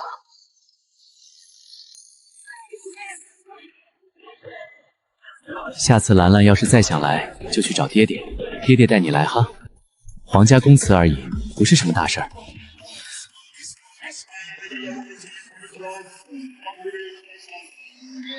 哥哥我了。那个大师呀，其实你已经不用待在这山上了，你这些年做的好事已经抵消了你的天赋，而且你本身也不属于这里。唉，我真是心疼你，这里没有肉肉吃，多可怜。手吧，收拾收拾下山吧。小施主，你是说贫僧身上的因果已经没有了？你有了呀？你能看见贫僧身上的因果？能呀，我又不像大师你眼神不好，我看得可清楚了，你身上已经没有牵扯因果的线啦。怎么了？这不是你一直都想的吗？再说了，你自己身上有没有因果你自己不知道啊？干嘛那么惊讶？废话，我要是知道自己身上的因果没有了，我早就下山了，谁还在这待着受罪啊？你不用这么看着我，你没听过说吗？医者还不自医呢。我看不见自己的因果和命数有什么可奇怪的。不过我看你看得可清楚得很，你和那位叶公日这辈子是注定要在一起的。不然那小施主怎么会叫你爹？他怕是也能看见。王爷，我能不能跟你商量个事儿？你说，但别太过分。不过分，不过分，一点都不过分。得等皇后娘娘千秋宴之后，皇上祭完祖，我才能下山。等我下山，你收留我呗？不白收留，我可以给你府上的人算命。哎，你别走那么快呀，咱们再商量商量，再商量商量嘛。青叔，前面香客多，本王就送你们到这里。你要是有什么事，就派人来战王府找本王，本王保证第一时间出现在你面前。爷爷，大年嘞，你肯定能娶到我娘嗷四徒子，你看我女儿多可爱，哎，你就没有？你说气人不？你到底有没有良心？当年到底是谁给你算出你和叶氏会再续缘分的？我有女儿，要不是我算出她就在帝都，你到现在还满处找人呢。嘿嘿，本王有女儿了。你罢了罢了，滚滚滚！我现在要回去好好安排一下我走后的事情。你最近别来了，我简直看见你就烦。那可不行，要是青叔想见你，不管什么时候，本王都得带他来。滚！哼，滚就滚，反正本王有女儿，你没有。不去，我不进去。怎么了？娘带你去求个平安符，很快就出来了。我不去，我和他们结良知了。我不要进去，我讨厌他们。小气？小气鬼，小气的不得了。他们小气还穷。我以前去佛界，那些秃枝贱窝就好像见鬼一样，连门都不给窝开，最后开了。可他们居然想要窝的宝贝，那窝还喜欢那个秃枝手上的珠珠呢，他怎么不给窝？就给了我几本经书，还让我回去好好研究。我连字都不认识，我研究个屁呀！然后我走的时候，把他们的佛门给拆了，还把经书撕了折成小船放到了灵河里。后来我听那些骗人的老头子说，那些秃纸整整在河里捞了2个月，捞的脸都绿了，让我以后见着秃纸躲着点走。可是把经书放到灵河里，能让更多人看见呀，这可是积德的事情。他们不是一直说要普度众生吗？那他们为什么不高兴？所以凉啊，你带着夏秋姨姨去吧，兰兰和宁姨姨在这里等着。兰兰不喜欢秃纸。那个兰兰不去，娘也不去了，咱们回去吧。去佛界，那是一般人能去的地方吗？还拆佛门、撕经书，他的女儿到底是谁？其实连庭兰自己都不知道她自己到底是谁。她从有了自我意识后就在天界，可她能明确地感知到自己与那些神医们的不同。她全身是有强大的功德光，不错。夫人，廷府的马车坏在前面了，廷大人在前面拦路呢。哎，不用管他们，咱们走咱们的。要是他还拦着，就直接撞过去。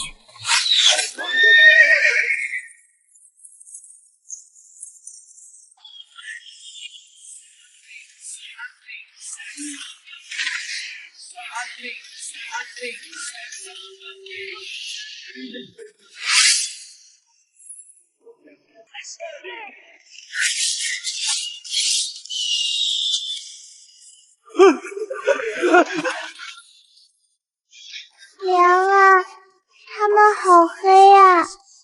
兰兰乖，不怕，闭上眼睛，搂紧娘的脖子，一会儿就好了。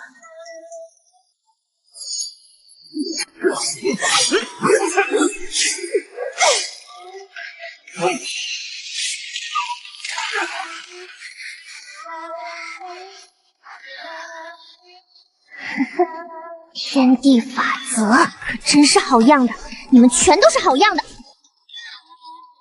有办法了，静心大师救命啊！有人要杀小孩了，你听见了没有呀？静心大师，我在叫你呢，你回窝呀！你倒是回我一声啊！你不回窝，我不知道你听到了没有呀？你不是孤儿呀，你是被银范直拐出来的，那银范直就是你的头，给仇银干活，你还真是有出息。看，你不专业了吧？这刀都砍偏喽！哎呦呦，你离我们这么近干啥？你同情他呀？不用同情，真的不用。他爹喵好歹这么多年都在找他，而你就不一样啦，你爹喵不要你啦。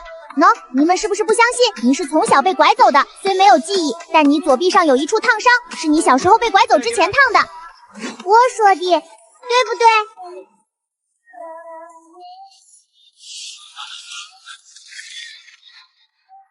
大师，尼松们还不来呀？你听见巫说话了你呀？有人要杀小孩啦！哼，我就说素食最不是个东西。你们找死！传本王的令，全部杀无赦，留几个活口问出背后之人就行。情书你疼不疼啊？再忍忍，马上就结束了。等结束后，咱们马上就回去。咱们用最好的药，保证不让你身上留下一点疤痕。兰兰别怕啊，爹来了，爹会保护你和你娘的。爹，你总算是来了！我叫了那兔子那么半天，它都没理我，我还以为今天就要死在这里了。我可以死，但我不想让我粮食破粮，是最好的粮。史都知，果然每一个好东西。从今天开始，我跟佛门只能立住一个。小姐是势不两立。对，势不两立。那自私的死犊子，这还没离开护国寺多远呢，就装听不见，见死不救。来，娘，吃个糖，吃点甜的就不觉得疼了。兰兰给您呼呼。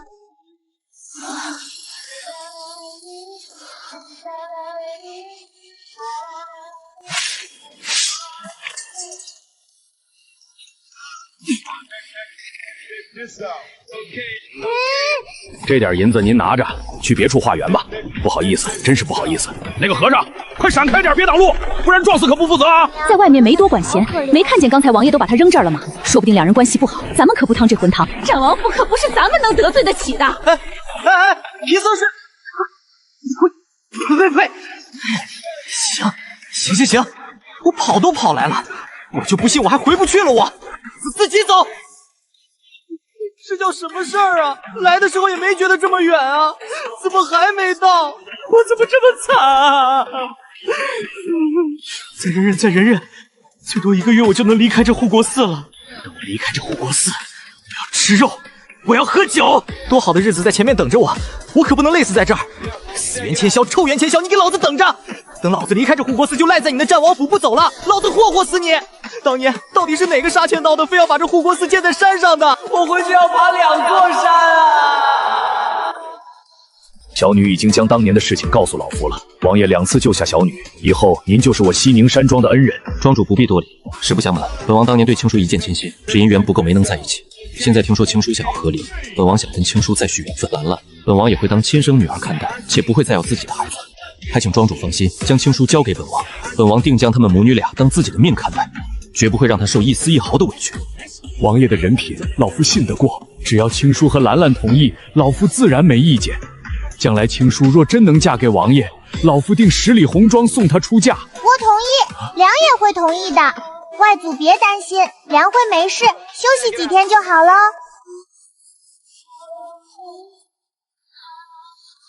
来，外祖，亲爹，吃颗糖，可好吃嘞。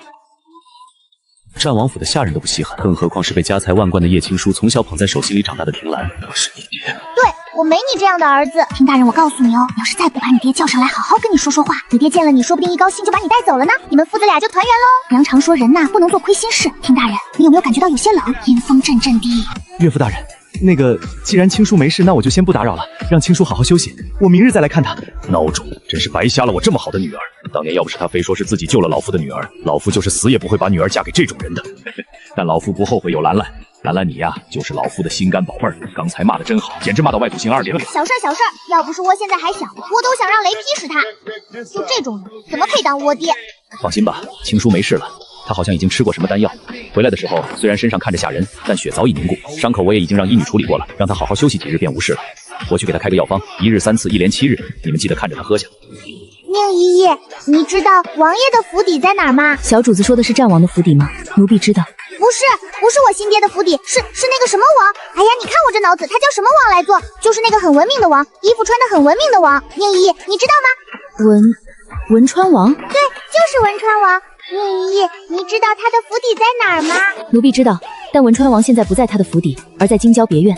小主子要去吗？要去，但天亮能回来吗？要是回不来的话，梁康说城门到晚上担心的。天亮前能回来，至于出城，咱们西宁山庄自有黑天出城的办法。宁姨姨，你也受伤了，对不对？奴婢没事，神医已经给奴婢看过了，也上了药，都是些皮外伤，没事的。来，宁姨，吃糖糖，吃了糖糖就不疼了。等回去后，我要记得给夏秋姨也送一颗。好。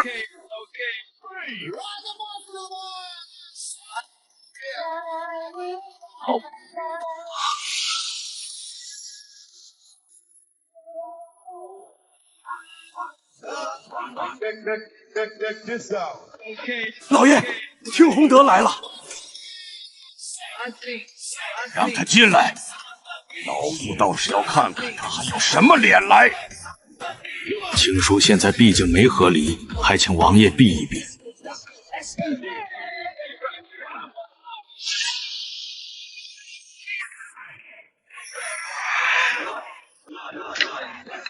兰兰，你怎么样啊？被伤到了吗？你娘呢？她还好吗？岳父大人，青叔是她怎么样了？我能看看她吗？我俩是夫妻，这种时候我应陪在她身边。陪在身边？他被人围了时候，你怎么跑得飞快呢？那时候你怎么不说想陪在他身边？你不就是怕死，然后还盼着我女儿早点死，好霸占她的嫁妆吗？老夫告诉你，兰兰，前些日子爹爹没带你去玩的，这跟你买玉还是什么？是爹送给你的。这还是你祖父当年戴过的，是咱们听家的传家宝，爹现在就把它传给你。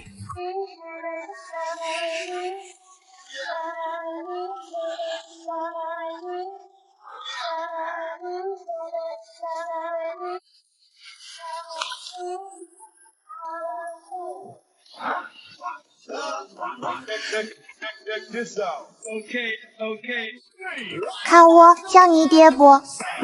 问你话呢，你看我戴这玉佩像不像你爹？不像。你也不像我爹。若是可以，我真希望自己没你这么个爹，或者我是你爹也行。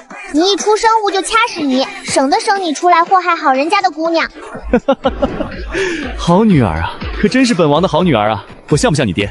不就是个破玉佩吗？就跟谁没有成色？战王府的下人都不稀罕，更何况是被家财万贯的叶青书从小捧在手心里长大的婷兰。我是你爹。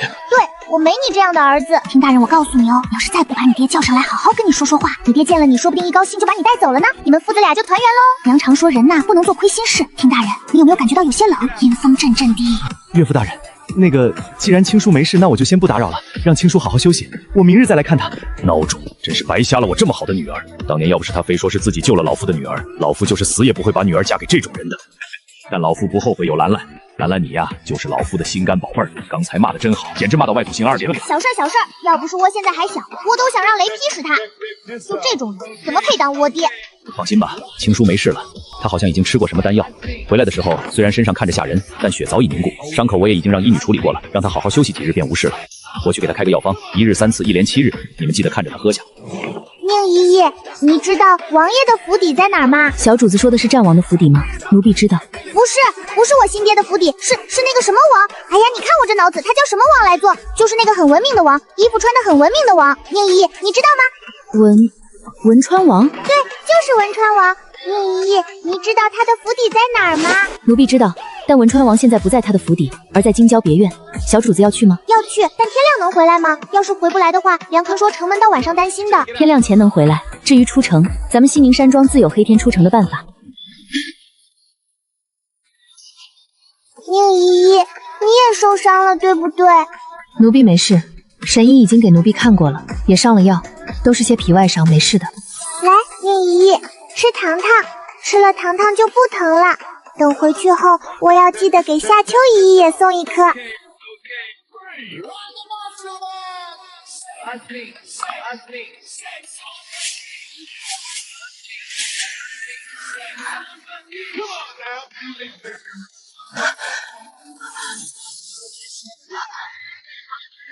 宁姨姨，你在这里等我，我自己进去就好。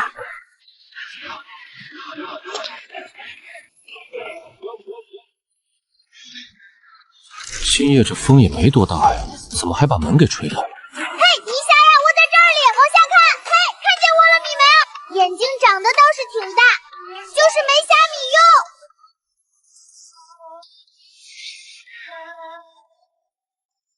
你是谁？怎么到这儿来的？你不认识我？你怎么可以不认识我？你今天不是还派那些狗崽子去杀我和我娘吗？你是叶青书的女儿婷兰，对不对？你误会了，本王根本就不认识你和你娘，怎么可能派人去杀你？你进来，本王好好跟你解释。等天亮了，本王亲自送你回去，好不好？你当我不想进？你看我进得去吗？文明穿衣服的王，好玩不？是不是很好玩？你想当皇帝是不是？想让汪氏弄死我娘，然后再弄死破爹，将我娘那能买城池的嫁妆全都收入囊中，对不对？其实倪爹当年根本就不是为了保护先皇死的，倪爹通敌叛国，可却在最后一刻毁了对方兵力图，就对方早给倪爹下了毒。他看在倪爹下了泡雀人的功的份上，在你爹份上下来认你吧，你礼物呢？你本就不是人家的孩子，居然还惦记捉人家的皇位，你跟我破爹一样不要你！你为了皇位，跟倪爹一样通敌叛国，自私屯兵，暗中搜刮坑害百姓，泄露情报，害得边境将士无辜枉死。为了长生，你居然连刚刚出生的孩子都不放过，用他们的心头血找假道士恋，害多少父母因为您受伤，让您一个接就一夜丹药，我也要让你受伤，我也要在你身上捅窟窿。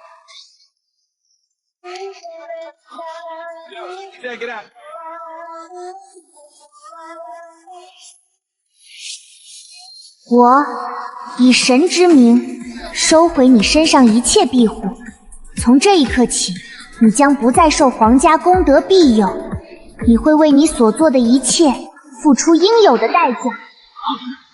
你将受尽痛苦而死，死后燃烧自己的灵魂，为那些枉死的婴儿和牺牲的将士们开启轮回之路，引他们入轮回。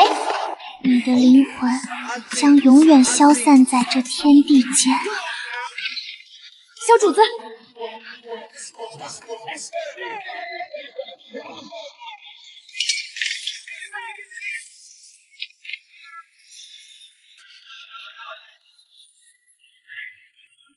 小主子，您醒了，有没有哪里不舒服？奴婢马上带您回去，让神医给您看看。我没事，我就是困了。哎，我刚才不是说要捅那个王几个窟窿吗？怎么突然睡着了？令姨，你帮我捅了没啊？窟窿倒是没捅，不过奴婢走的时候将他屋里的烛火打翻了。奴婢知道小主子不准备让他死得那么痛快，所以走的时候已经引了外院的人往里去了。死是死不了，但罪肯定是要受一受的。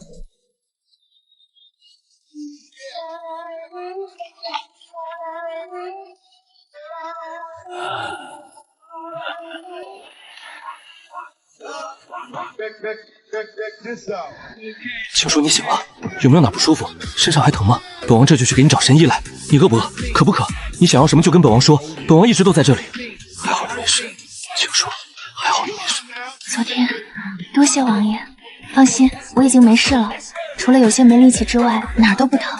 你放心，居然敢有人拍人的性命！不去找人帮忙不说，他居然还藏了起来，怪不得叶庄主生气不让他进门。若我是叶庄主，我都得大棍子抡死他。我家那口子也是个读书人，就在附近的学堂当夫子。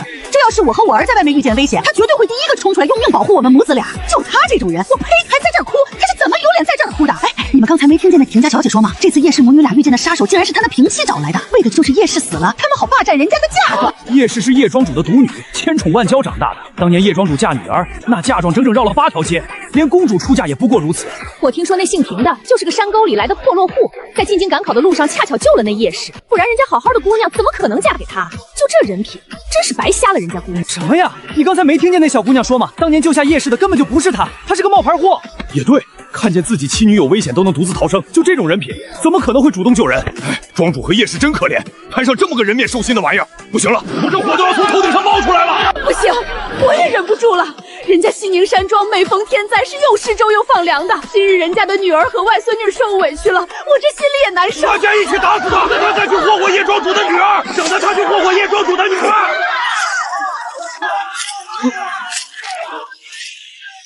你们大胆刁民！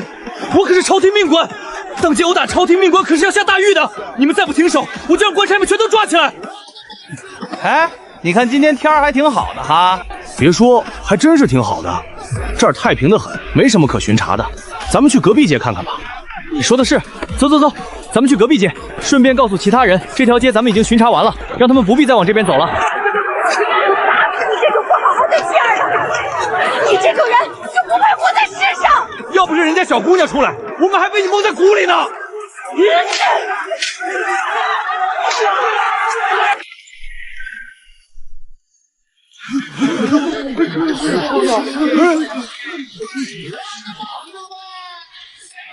叶家怎么让一个小娃出来了？就是，这不是拿孩子当挡箭牌吗？女儿好害怕啊！天亮带我去护国寺，回来的路上看见宁江旗派来的黑衣人，差点要了我和梁的命啊！梁为了保护我受伤了，现在还没醒呢。爹，女儿真的好害怕。昨天你明明看见我和梁了，你为什么不救我们？你扭头就跑，女儿那么喊你，你连头都没回一下，还跑得更快了啦！难道那些黑衣人是你和王氏一起派来的？也是，你从小就不喜欢我，只喜欢姐姐和王夫人，顾良才是正妻啊！我被人掳走，你问都不问，姐姐走丢，你亲自去找。爹，这次恐怕要让你失望了，我梁府大命好失不了，你想霸占我梁嫁妆的打算，怕是要落空了。爹，你回去吧，梁和女儿现在一闭眼就是昨天你丢下我们母女俩逃跑的背影，我们现在还不想见你，你也别再去刺激梁了。梁说当年不是你救的他，我还不信，毕竟爹从前每次跟梁要银子花的时候，都说可以把命给我们母女俩，可这次女儿信了。我们还没要您命呢，您就跑了，你去叫人来帮忙也行啊，您就自个儿躲着偷看，看我们使没使，要是我们使就是您的了。既然您不喜欢我们母女，那我们也不要你了。我听兰从今天开始就再也没有爹了。你姨姨帮我回去，我要去贵祠堂保佑梁，让梁早早好起来。我真是太伤心了，我爹他不是个好人啊，这天底下哪有盼着自己妻女去死的爹呀？我爹他不是个人，他就不是个人啊。收工。原来是这样，原来是这狗东西见妻儿遇危险，自己先跑了，不去找人帮忙不说，他居然还藏了起来，怪不得叶庄主生气不让他进门。若我是叶庄主，我都得大棍子抡死他。我家那口子也是个读书人，就在附近的学堂当夫子。这要是我和我儿在外面遇见危险，他绝对会第一个冲出来用命保护我们母子俩。就他这种人，我呸，还在这儿哭，他是怎么有脸在这儿哭的？哎，你们刚才没听见那平家小姐说吗？这次叶氏母女俩遇见的杀手竟然是她的平妻找来的，为的就是叶氏死了，他们好霸占人家的嫁妆。叶氏是叶庄主的独女，千宠万娇长大的。当年叶庄主嫁女儿，那嫁妆整整绕了8条街，连公主出嫁也不过如此。我听说那姓平的就是个山沟里来的破落户，在进京赶考的路上恰巧救了那叶氏，不然人家好好的姑娘怎么可能嫁给他？就这人品，真是白瞎了人家姑娘。什么呀？你刚才没听见那小姑娘说吗？当年救下叶氏的根本就不是她，她是个冒牌货。也对，看见自己妻女有危险都能独自逃生，就这种人品，怎么可能会主动救人？哎，庄主和叶氏真可怜，摊上这么个人面兽心的玩意儿，不行了，我这火都要从头顶上冒出来了。不行，我也忍不住了。人家西宁山庄每逢天灾是又施粥又放粮的，今日人家的女儿和外孙女受委屈了，我这心里也难受。大家一起打死他，让他去霍霍叶庄主的女儿，省得他去霍霍叶庄主的女儿。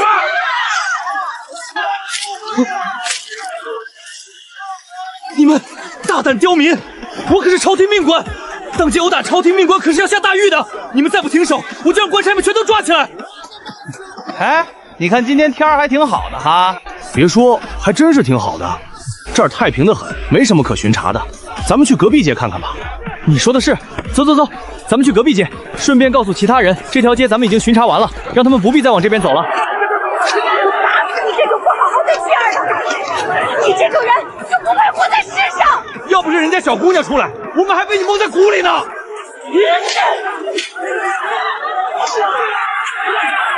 你这种人怎么就当了官了？演得这么好，还不如去戏班子唱戏。打死他！打死他这种败类！打死他！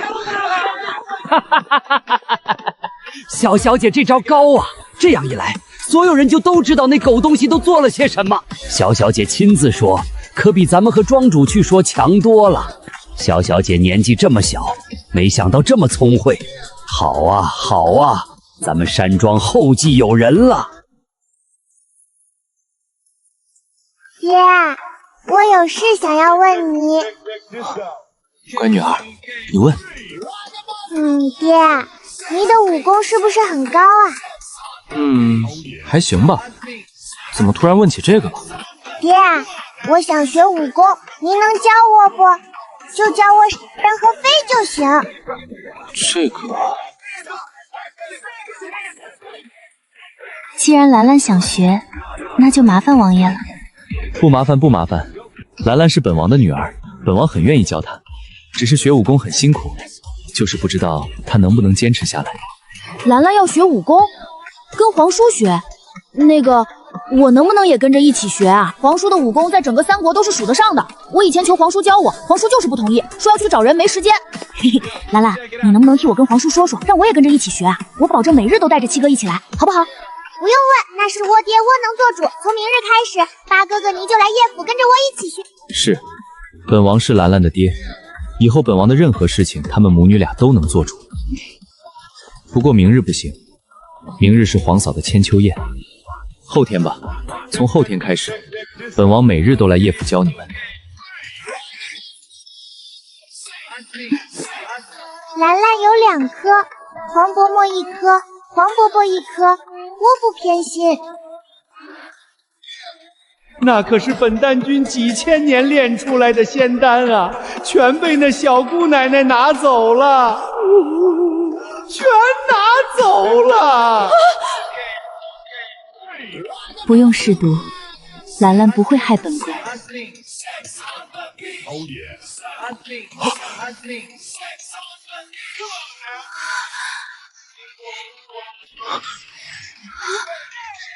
皇上早年在外征战，落下一身暗伤旧疾，就连太医院手都说不能根治，只能缓解。皇后这些年因为七皇子的事郁结在心，早年被人害得小产，身子一直都没有恢复太好。都是练武之人，他们明显能感觉到自己体内的不同。黄伯母、黄伯伯，长生百岁哟！好，只要黄伯伯在一天，就绝不会让咱们小兰兰受委屈。若是将来黄伯伯死后，他们对你不好，朕就直接把他带下去。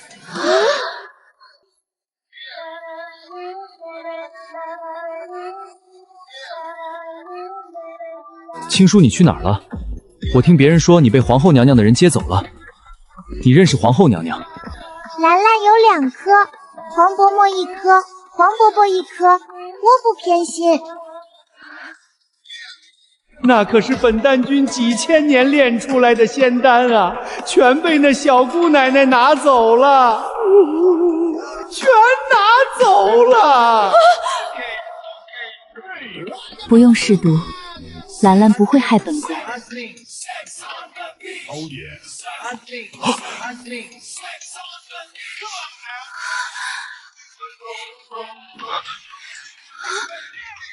皇上早年在外征战，落下一身暗伤旧疾，就连太医院手都说不能根治，只能缓解。皇后这些年因为七皇子的事郁结在心，早年被人害得小产，身子一直都没有恢复太好。都是练武之人，他们明显能感觉到自己体内的不同。黄伯母、黄伯伯，长生百岁哟！好，只要黄伯伯在一天，就绝不会让咱们小兰兰受委屈。若是将来黄伯伯死后，他们对你不好，朕就直接把他带下去。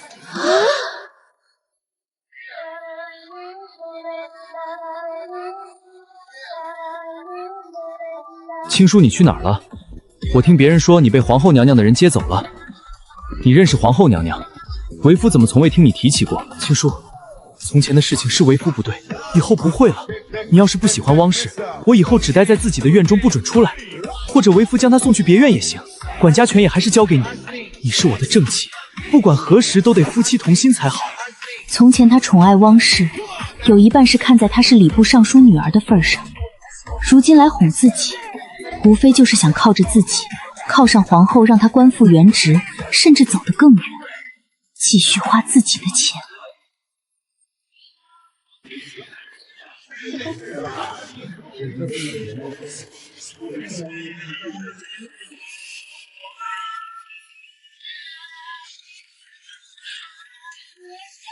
碧水珠，夫人，你掐我一下，我看看我是不是听错了。我怎么好像听见了碧水珠3个字？不用掐，我也听见了。碧水珠，那可是碧水珠啊！田宏德不是穷出身吗？他哪来的？说的是，这碧水珠是邻国的宝物，一共就只有3颗。据说含在嘴里可在水中一记住新的时间。皇上登基第2年，御驾亲征，和陈王联手击退邻国的侵犯。邻国使臣来议和的时候，竟以碧水疗诚意，田宏德怎么会有的？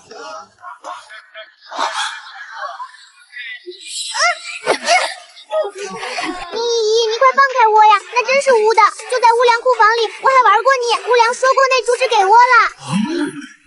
这原来不听府的，而是人家叶氏的。我就说这田大人刚入朝为官时候，那跟什么似的，怎么会拿得出这种宝贝送给皇后娘娘当贺礼？原来竟是人家叶氏的。可不对啊，这是邻国的贡品，那叶氏是怎么会有的？是本宫赏的，这是本宫给青叔的。青叔5岁时贪玩，曾不慎掉到过池子里，从那以后就怕水。后来青叔出嫁的时候，本宫就把这碧水珠给了青叔，放到了他的嫁妆里。听洪德，你居然拿着本宫给青书的嫁妆当做贺礼献给本宫。西曼，这是怎么回事？我不是让你去给皇后娘娘准备生辰礼吗？你怎么会去拿青书的嫁妆？我挑的时候还特意没挑大的，想着她嫁妆那么多，不会全记住，挑个小的她不会知道。可万万没想到，这珠子是皇后娘娘给的。老爷，妾身也不知道这是皇后娘娘赏给夫人的，妾身就是随手拿了一个。况且，不是你让妾身去夫人的库房里拿的吗？别说是自己了，私自拿人家的嫁妆，那是要下狱的。我穷苦出身，处处低人一等，尤其是在他面前，我永远都抬不起头。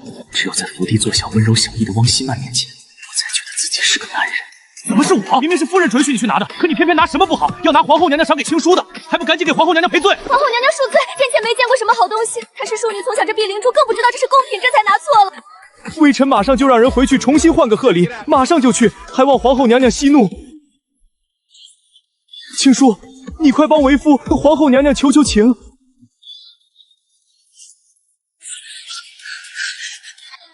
气死我了！真是气死我了！那田洪德就是个人面兽心的畜生，青书怎么能那么轻易就原谅他？昨天要不是你拦着，我非去廷府抽那畜生一不可。妻女遇见危险，他可倒好，转身就跑了。他是人吗？他兰兰还那么小，若当时本夫人在，就是豁出性命也得救下青书他们母女俩。夫人，快别骂了，要不咱小点声骂也行。你看周围的人全都看过来了，就连皇后娘娘都在看你。你说的是，我昨天听说后爷想去，可我家那玩意儿把我给捆家里了。要不是我打不过他出不去，青书现在都已经是寡妇了。本王妃在青书成婚前就认识她了，从前多明媚的一个女子，在廷府这几年，怕是她活到现在过得最苦的日子。我有好几次都想劝她和离，可那时她已经有了身孕，我开不了口啊，真是气死我了。夫人别气，为夫昨日那般做也是为了你好。那廷洪德还是官儿，你要是杀了他，那是要偿命的呀。给那种人偿命，咱亏死了。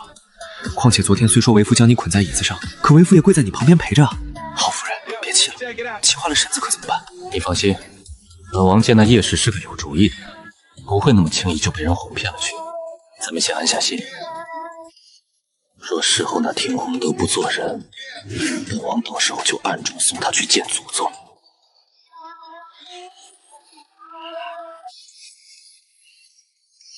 皇后娘娘，臣妇请皇后娘娘做主，臣妇要与丁洪德和离。臣妇与丁洪德夫妻情薄，早已恩断义绝。对，我爹还说要把我俩埋在他家的破祖坟里。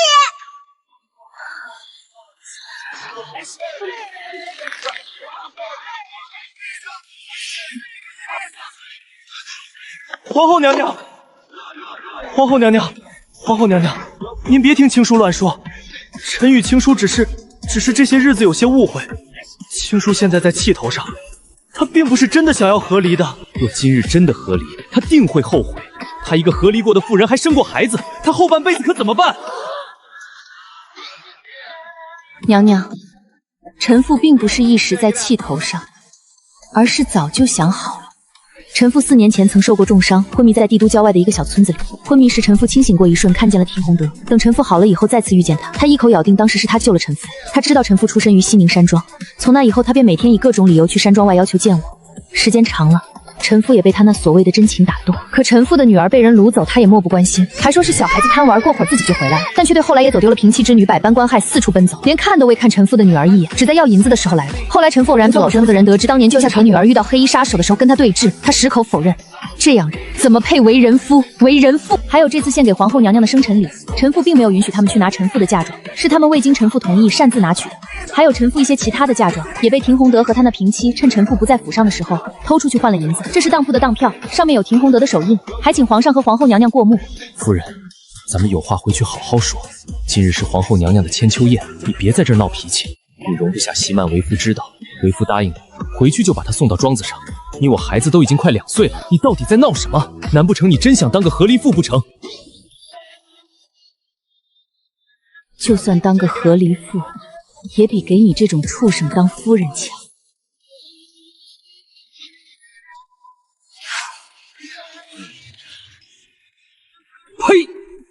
跟这种人同朝为官，真是耻辱啊！就是的，这人平日里看着人模狗样的，竟做出这等畜生不如的事情。我要是那叶氏，也得跟他和离。前几日猎人去战王府辅导王妃寿宴，说庭家祖坟遭雷击，他们修缮时竟还强逼旁人出资。当初我还不信，如今看来却是恶事做尽，天怒人怨。好一个廷洪德，好一个朝廷命官，你竟敢如此苛待发妻！叶氏所求和离，本宫准了。叶氏之女，今后随母一同生活。皇后娘娘开恩，臣知错了，臣必定改过。兰兰是臣的女儿，您不能让她随叶氏离去啊！你的女儿，你心中何曾有过这个女儿？不妨告诉你，本宫亦是出自西宁山庄，自幼看着亲叔长大，无论以皇后之尊，还是以师姐之名，本宫都绝不容许她被人觊觎嫁妆，步步紧逼，更不能让兰兰有你这般父亲。你既然那般偏爱你的外室，本宫便成全你。今日本宫下旨，叶青书与廷洪德和离之后，吾旨此生不得和离，不得休妻，你们二人便锁死一世。廷洪德宠妾灭妻，冒领功劳，偷盗妻嫁妆养妻女，危难之际独自苟活，此等行径不配为官，革去廷洪德一切官职，其族人及宗室子弟。男子通代盗墓除名，归属叶氏，随母入籍，全凭叶氏意愿。另册封廷兰为正一品右安郡主，赐封地，享10亿。过往强与痛恐已然褪去，只剩下澄澈与平静。